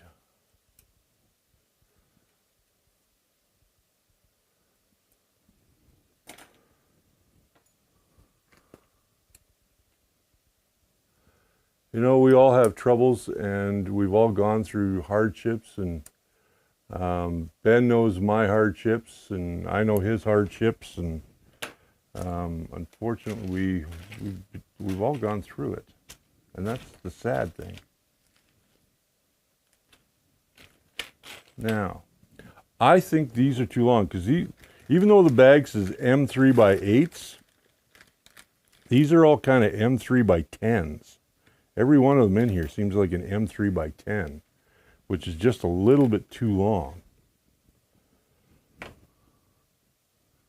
Am I crazy? Well, we all know I'm crazy, but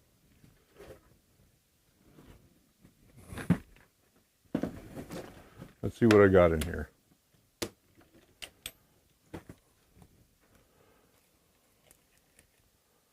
Those M3 by 6s are way too small.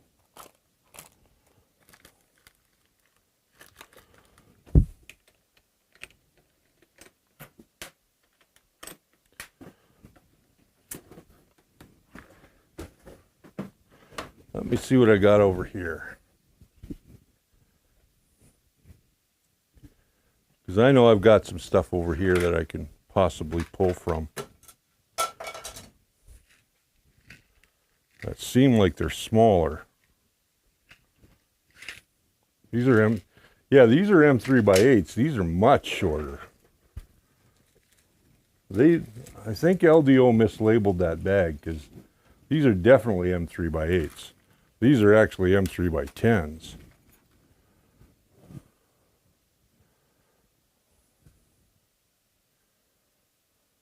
Yeah, these are M3 by 8s.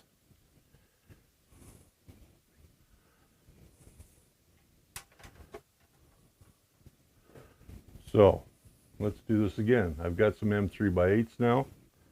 These that they've said are M3 by 8s, LDO's packet, these are all M3 by 10s, so I don't know who packed this one, but I'll let Jason know to watch out for that.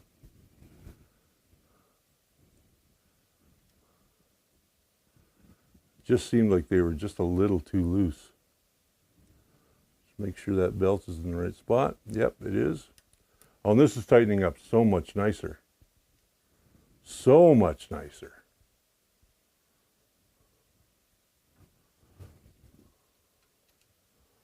I was beginning to think I was crazy.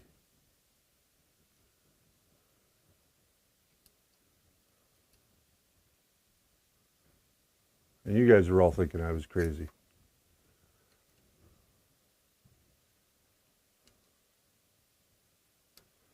Yes, we have been friends for a very long time.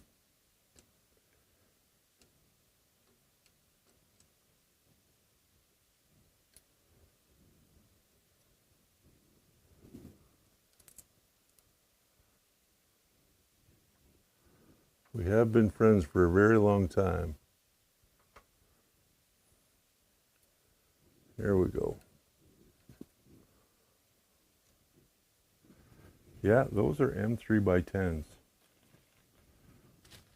Good thing I have some M3 by 8s here. You should have the Tim print out one of those metric screw gauges. I could actually print one myself. I mean, I've got enough printers here that I could print one myself, and just, I don't know, maybe I'm just too lazy. Who knows?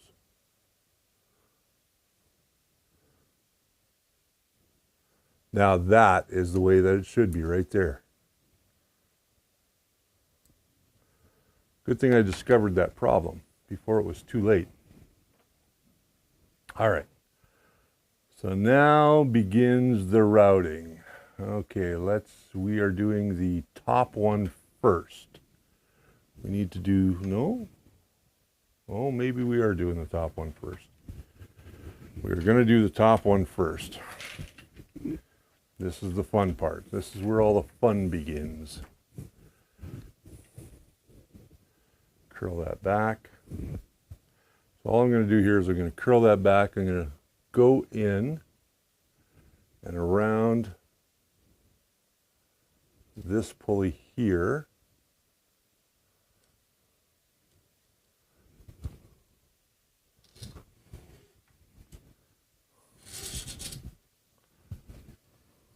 I want to twist that belt, but I have to get that belt to come this way. I believe it comes, no, it goes backwards.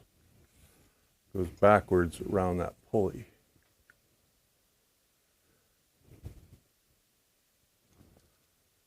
There we go. There we go. Well, it's not going to go like that, dummy.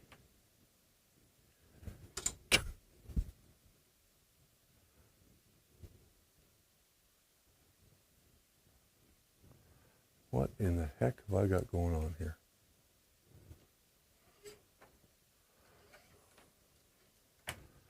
Let's put that on the inside where it should be. Finally made it down to the studio now. Now you can tag people.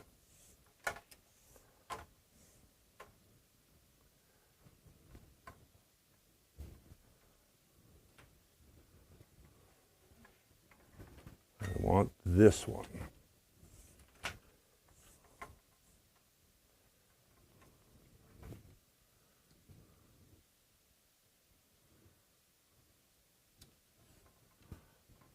Okay.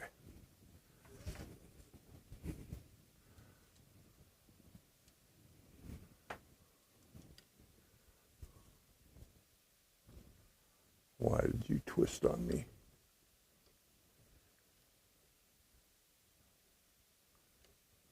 There we go. There we go. All right, now come around the outside on the top pulley.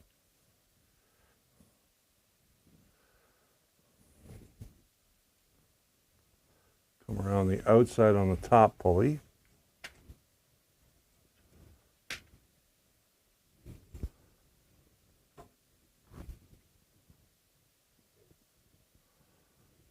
Okay.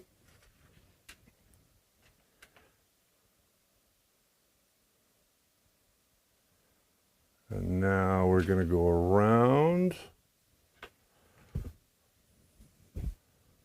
This is scaring the bejesus out of me, guys.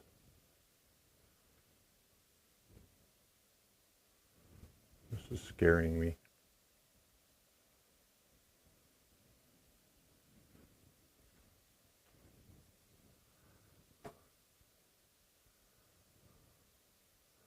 Stop putting weight on it, Mr. Cleveland. It's getting that thing getting it guided around the pulley, that's the problem. Did you guys all have this kind of problem as well? Getting it guided around that pulley?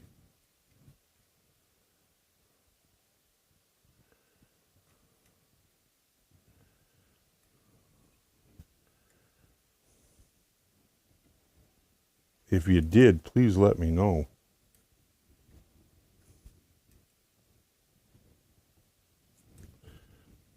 Because I'm having a real time.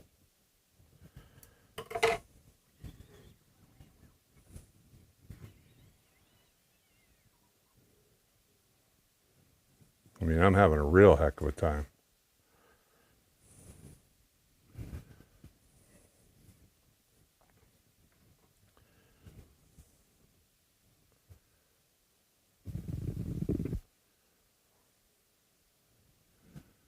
Now, does it come back through here? There we go. You guys are all laughing at me now, I could tell.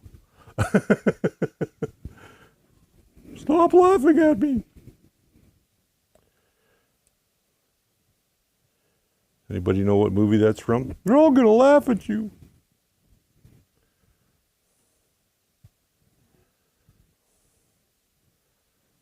If you're a Stephen King fan, you'll know exactly what I'm talking about.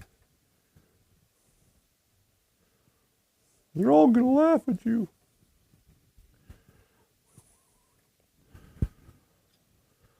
Okay. Not being able to see what you're doing is really tough. So now it comes back through.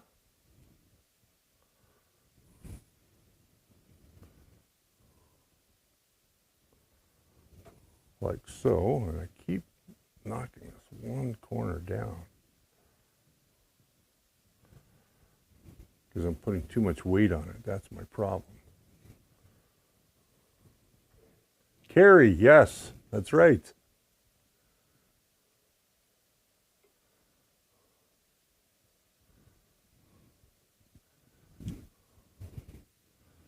That is correct. My wife got it. Well, it doesn't surprise me. She loves horror movies. My wife loves horror movies.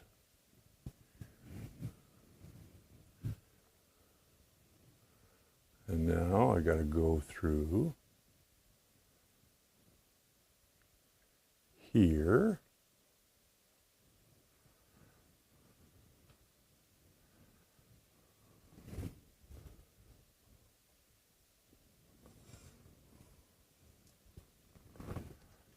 And then back through and around there. Oh, this is a tough one. Man, I'd really like to know if there's any tricks for this, you guys. Really would, because there's no way I can get anything in there.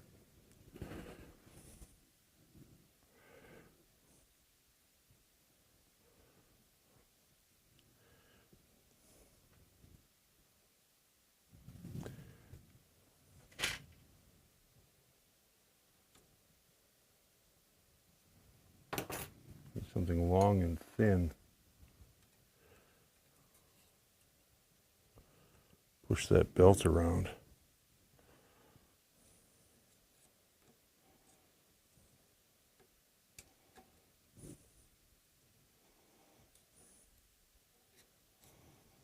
This is the toughest part of this, getting this belt in.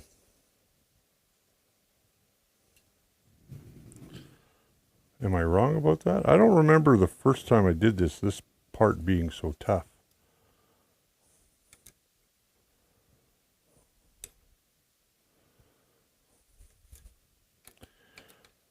There's a trick. I'm willing to listen.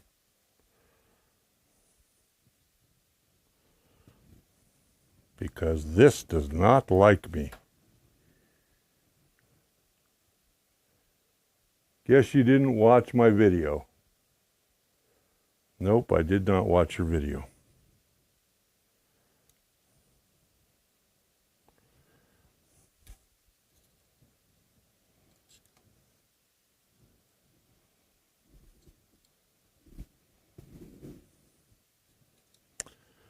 I did not.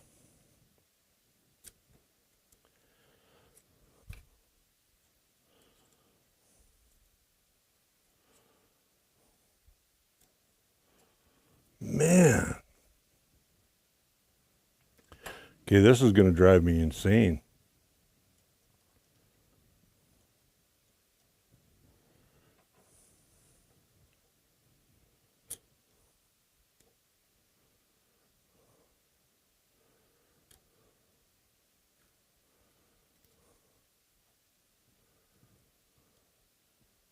Oh, oh, oh. Ha ha ha ha ha. I got it. Just takes something I don't have. It's called patience.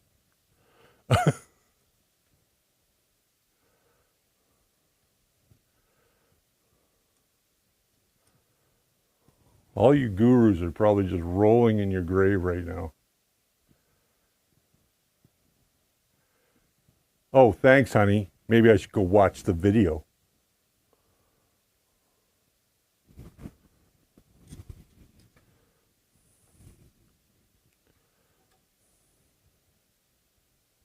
Maybe you should go watch the video.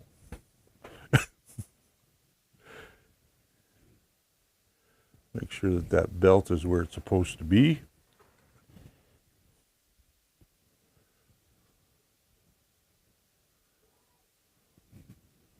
Make sure it's around all the right pulleys. Okay, that one seems to be where it is supposed to be. That's what it feels like anyway. Oh my goodness, we're going to get this belt on and then we'll probably wrap it up. We're going to go a little bit over.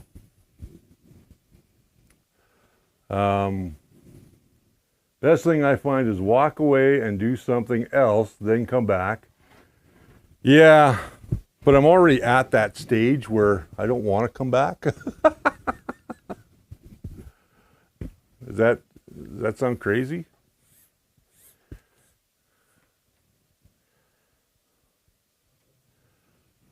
Does that sound crazy?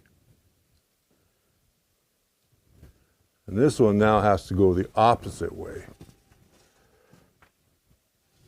And if I had watched Kermit's video, probably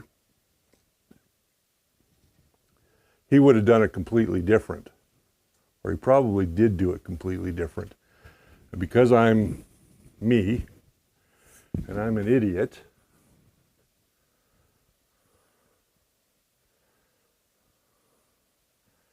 I'm going to be just that kind of guy that says, I know what I'm doing. Okay.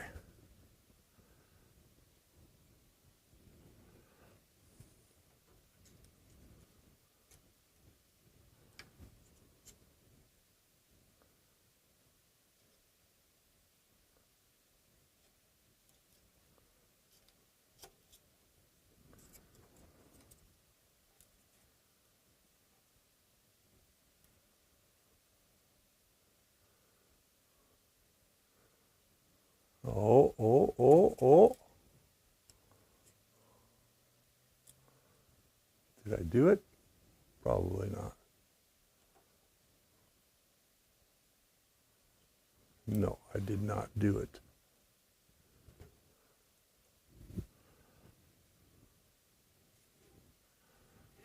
Yeah, I probably should have watched Kermit's video. I'm sure if Chris was here, he would have went, yeah, watch Kermit's video. Because Kermit knows what he's doing. I obviously do not.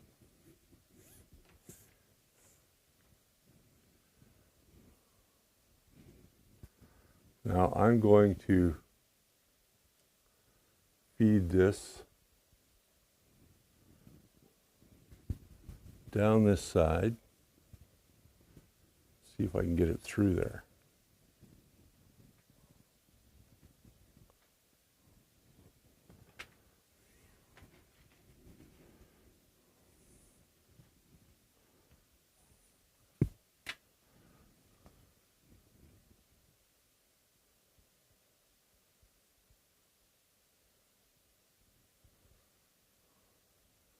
I'm sure I can get this.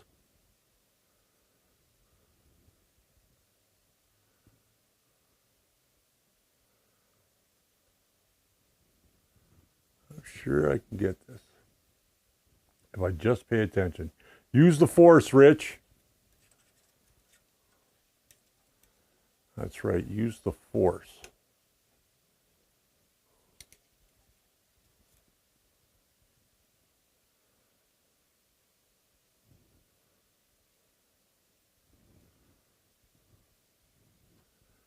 Use the force.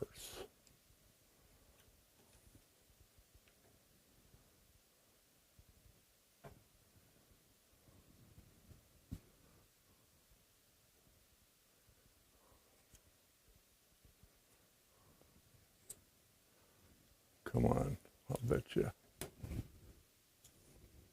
I can get you through there. I know I can. I know I can.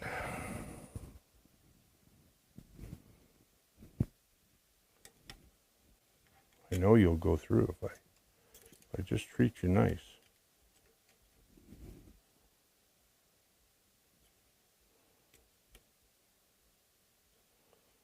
I'll treat you nice if you treat me nice. Come on, little belt. There you go. I knew you would eventually come out.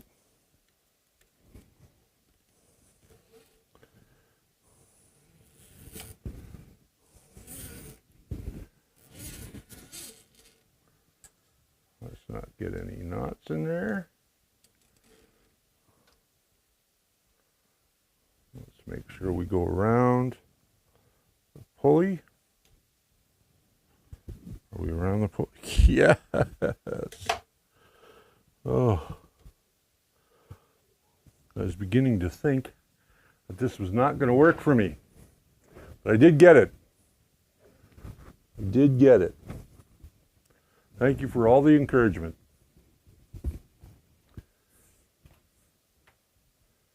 One bend at a time. That's right. That's what I've kind of been doing, and I've been using small implements to stuff it through where it needs to go. And now this will travel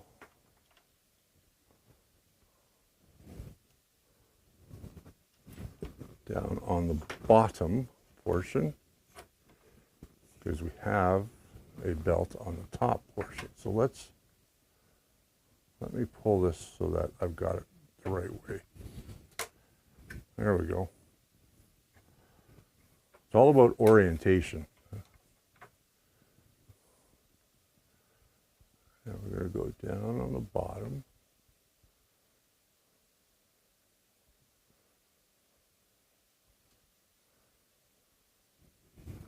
Okay, it's bending, so we're going to bend it back here.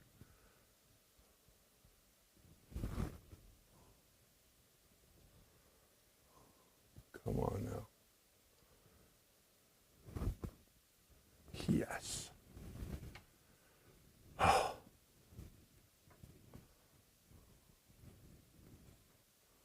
Let's just check our work, see that we don't have any tangles in it.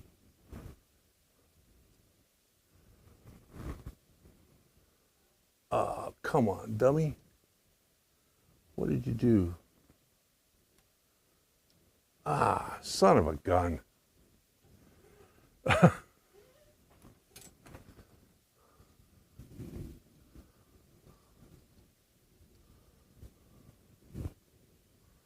Son of a gun. I had it and I lost it.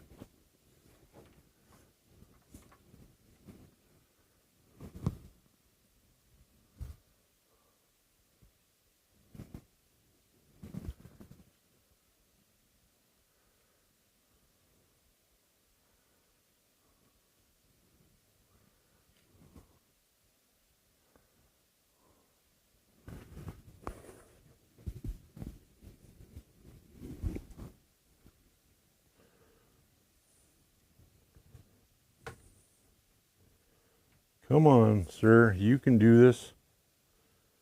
You can do this. There we go.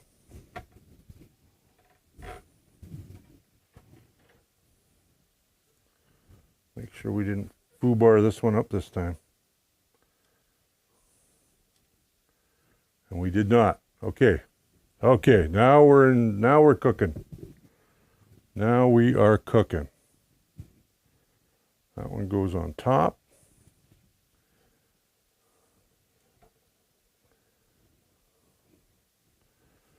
Now we are cooking.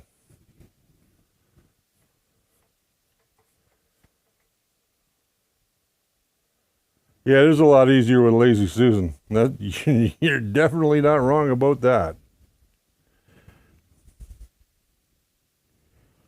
You are definitely not wrong about that.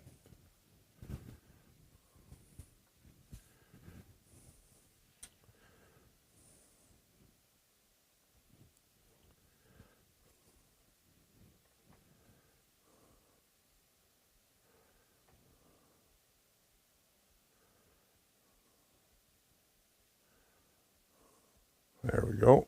Take that little kink out of there.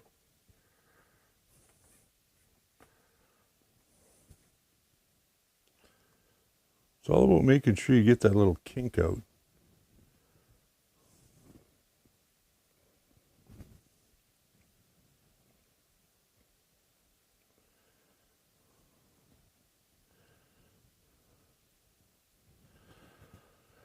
Just that little kink. Hey, there's Printer Prawn.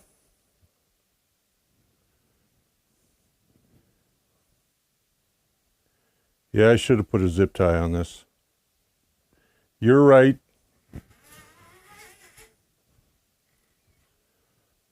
But that's not the kind of guy I am.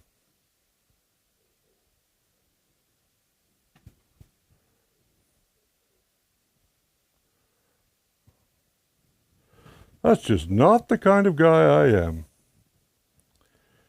And we'll thread you back through there.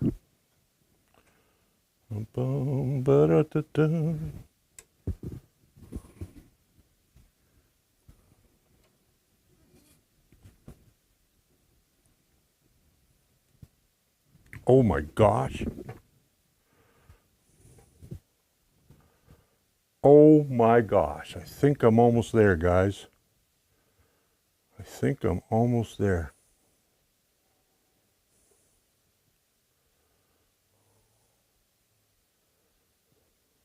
Tim and Kermit are probably laughing at me.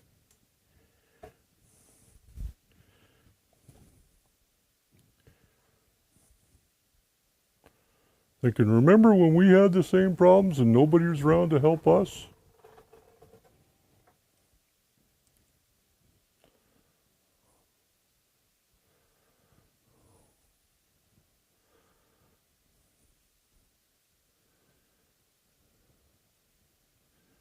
Oh, look at that, look at that.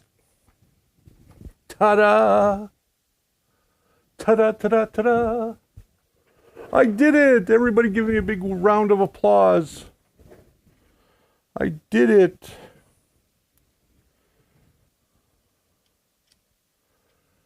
I almost feel special. Almost.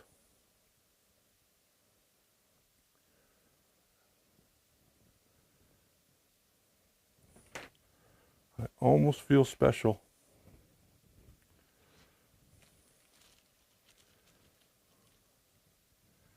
That's what she said. Give her a big round of applause. I'm pretty sure that's what she said. All right, now comes the tricky part. And I just heard that go on the floor, and good thing I got extras. It's a very good thing I have extras. Now I can ride the special bus. Okay, great. I did it. I'm actually kind of proud of myself.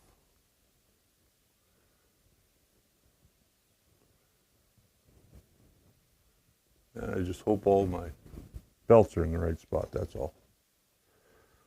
All right, so now we're going to put this side on, is my understanding. And we've got some belts to take some slack out of before we do this.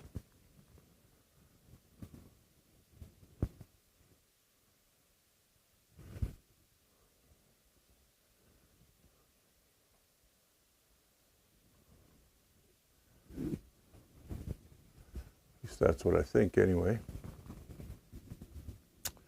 Am I right or am I wrong? Let's get that in there.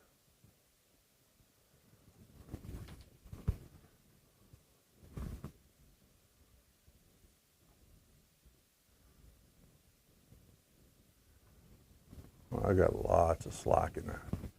I got to pull that slack out somehow.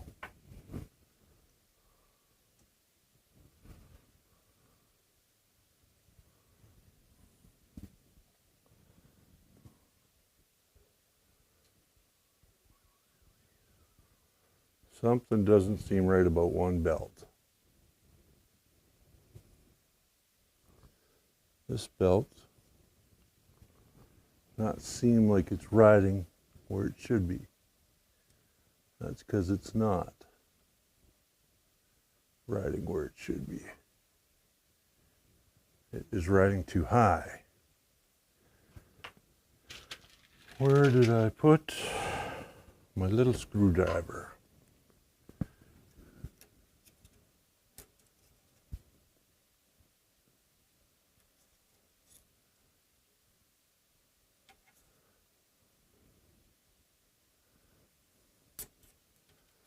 I'm looking at this belt, and it is not sitting where it's supposed to be sitting. It's sitting up in that track, and I don't know how to pull that out. I'm not going to get on my knees and look for a screw. I don't do that anymore. I used to. I don't do that anymore, though.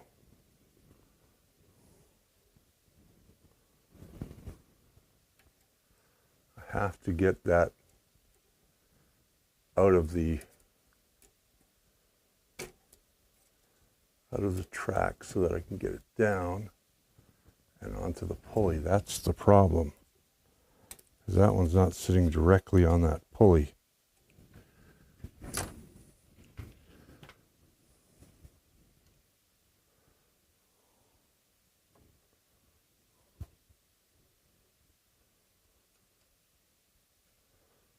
So this part's going to have to come off after all that work.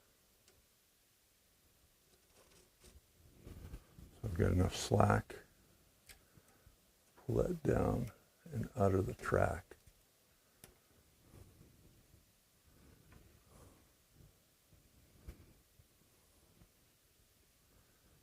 Because this one is sitting in the track. And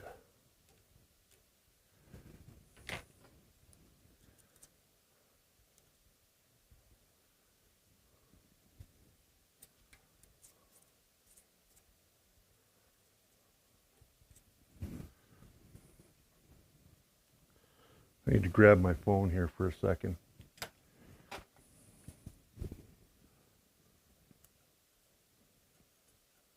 Yeah, and I can see exactly what's happened here. Didn't come all the way back.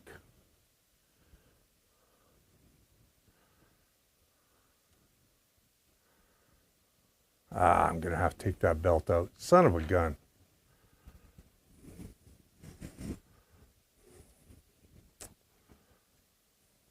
It was such a pain in the butt to do it.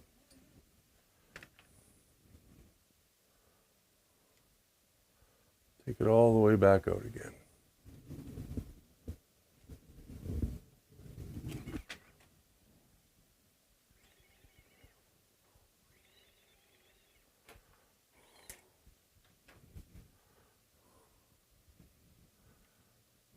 Because what's happening here is that it has gone into the track on the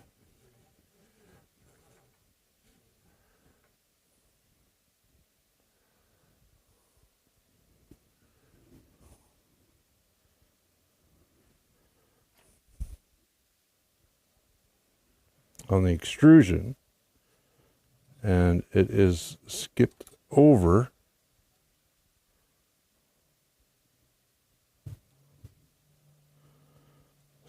the top of the pulley.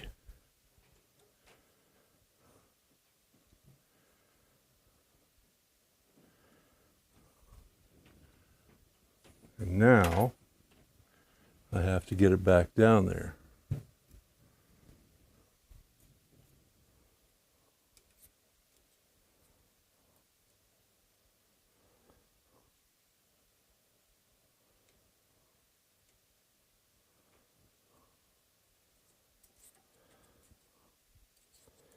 That's the tough part.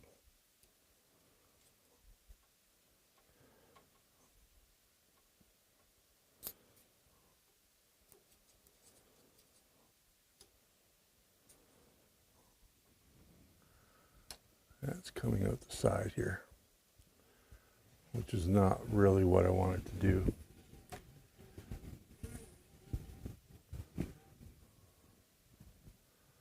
I guess it's better to come out the side than no place at all.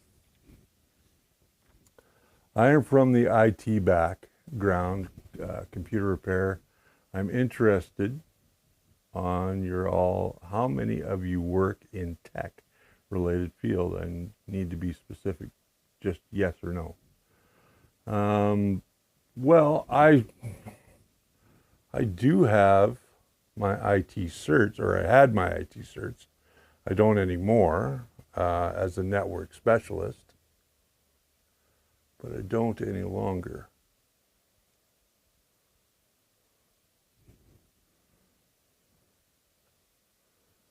Because when you're in the music business, you tend to have to find work elsewhere a lot of times. And you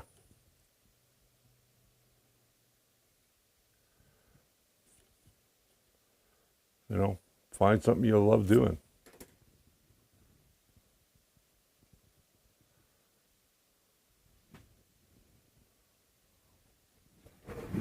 Now, am I going to be able to get that through there? How are you going to come through there?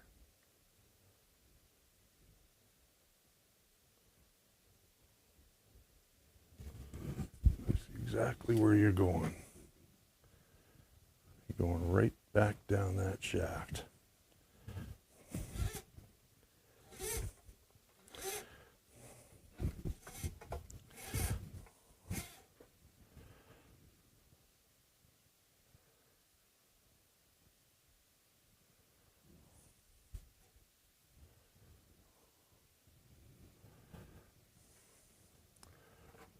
I hated every minute of being in network IT.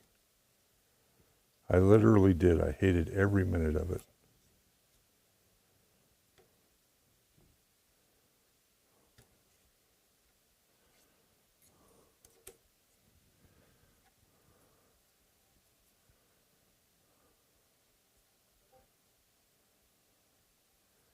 Come on, baby. This is the tough one. This one right here. Getting this portion just put in there just right.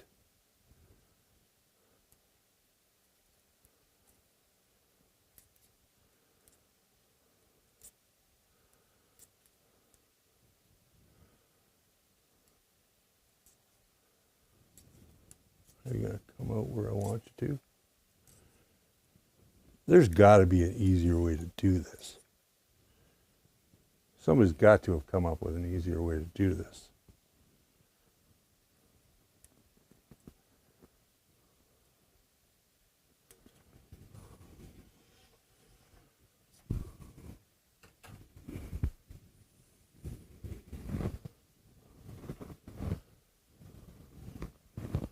Got it around there now.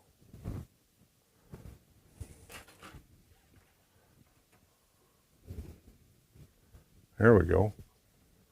That's moving a lot smoother than it should. Geez, keep doing that. Keep putting my weight on it. I want to get this belt run so that way when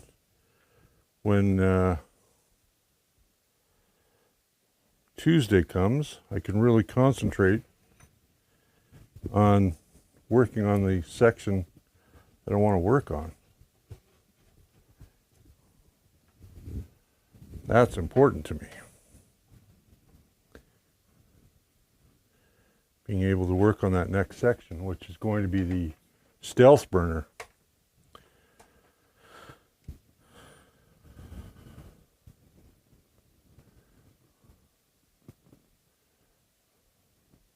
Now that I'm through the hard part, the rest of this should be fairly easy. I think, anyway. You guys can correct me if I'm wrong.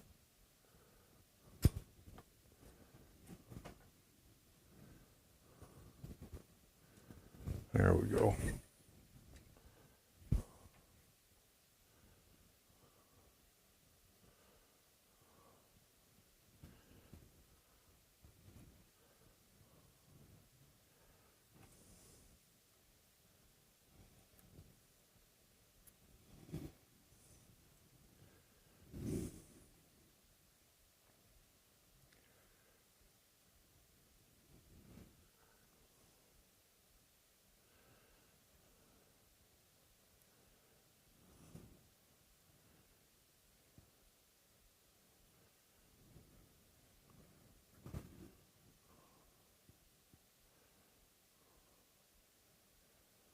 Come on now. This last pulley is the... Just doesn't want to go around that last pulley. What's the stealth burner? The stealth burner is the new tool head design for the Vorons. It replaces the old afterburner design, if I'm not mistaken, and somebody in the chat will probably correct me if I'm wrong. But it is, it's a far better system apparently, from my understanding. There's a far better system for the Vorons.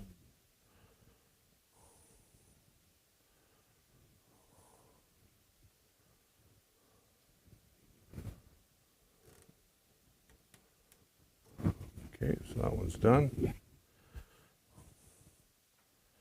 This one just goes around the outside.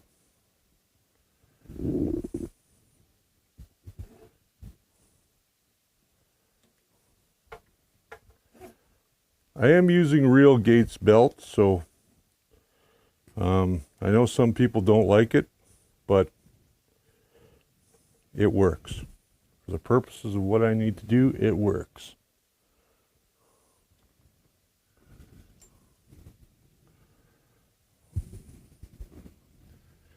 You're not a fan of the Gates belt? That's on you. I can't help you with that.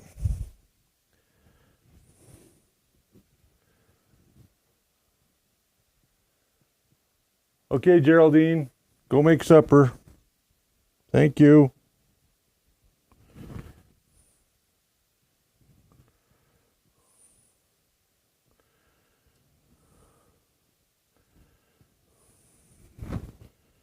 Oh, and I twisted this belt, son of a gun.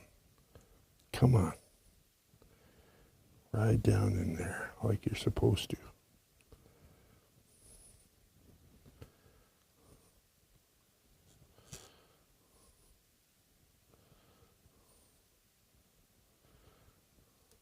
There we go. There we go. Now we can string that one through there.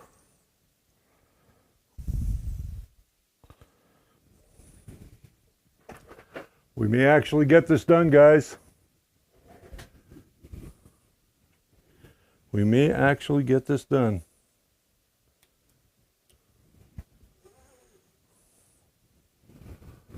I just want to make sure I don't have a ton of slack in any of these before I tighten it down. Go through. I did that correctly, I believe. Let's make sure that's on the... Yep. That one is correct.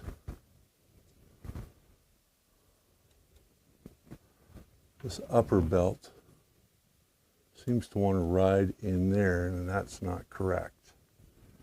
Why does that upper belt want to ride in there?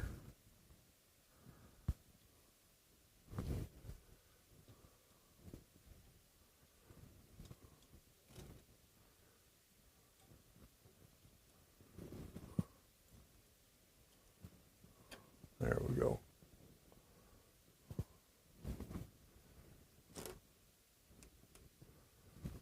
They should not be riding in any grooves, as my understanding is of this process. Am I correct, gentlemen?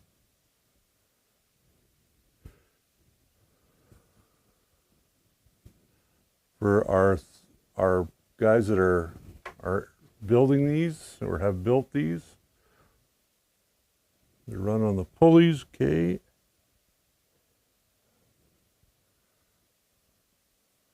They're in where they should be, in where they should be.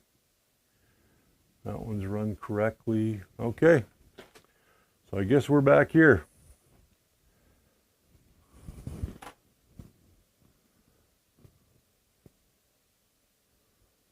Now I can tighten this down.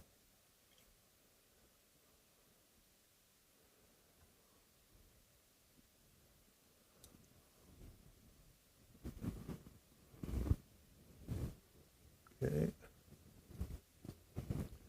Those look like they have the same amount of tension on them.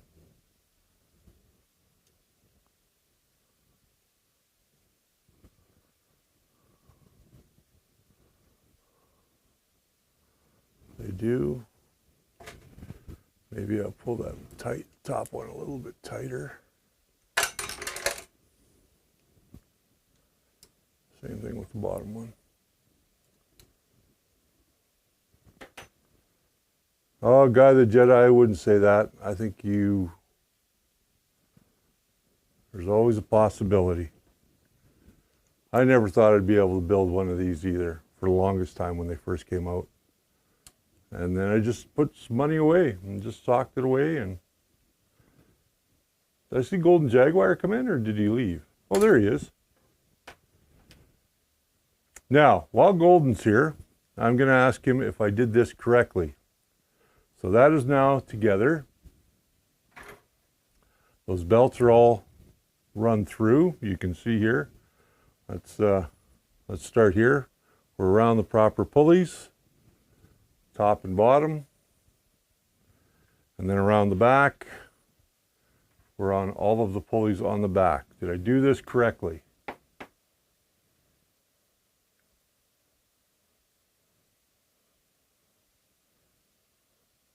Gary T says, Jedi, it's good to hear about gates.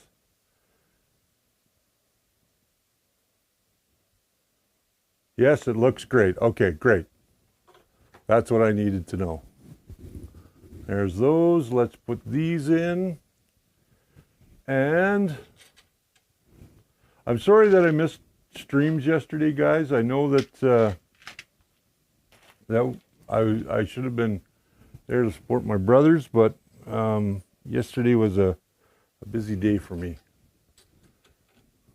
Some of you guys know why, but all right, so now I just have to tighten these down, bring this together.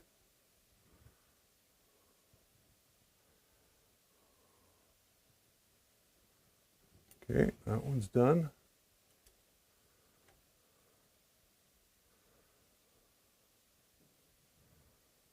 And this one is grabbing, yes, no, maybe.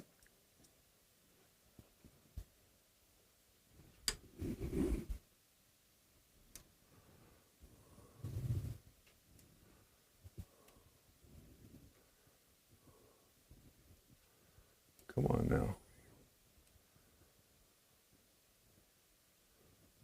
There we go. Now I can feel it. Media Man just arrived. Jose Ferreira. Hey, everybody. Well, we're just getting ready to shut it down. So that moves.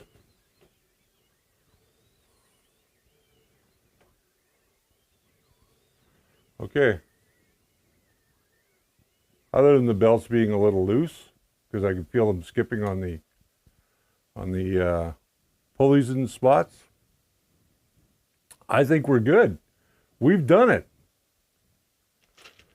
We now have got our belts on. We have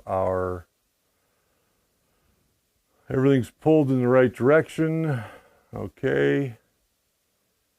Last thing to do is put in our sensor. And the sensor we're going to go with is the clicky probe, which is this little guy right here. I'm going to be putting in this clicky probe. And that is going to be the one that we put in on Tuesday. We're going to put this in on Tuesday. And we're also going to build the stealth burner on Tuesday. And that is going to be our build for today. So again, we got a lot accomplished. I got the gantry in. It is not level at all, but that's okay. I'm just going to eyeball it for now. There we go. That's a little better. Yeah, that looks better. That looks good. Yep. Okay. So I'm going over to camera 2 here. Are we on camera 2? We should be on camera 2. There we go. All right. So where we are now on this build is we have all of our belts in. We've got them tensioned somewhat. We're going to have to go back and tension up the pulleys here, and we'll do that when we tune all those belts. We're not quite there yet. I just wanted to make sure that none of these belts were riding inside any of the extrusion track, and they are not. So I'm happy about that. That is exactly what I wanted. And now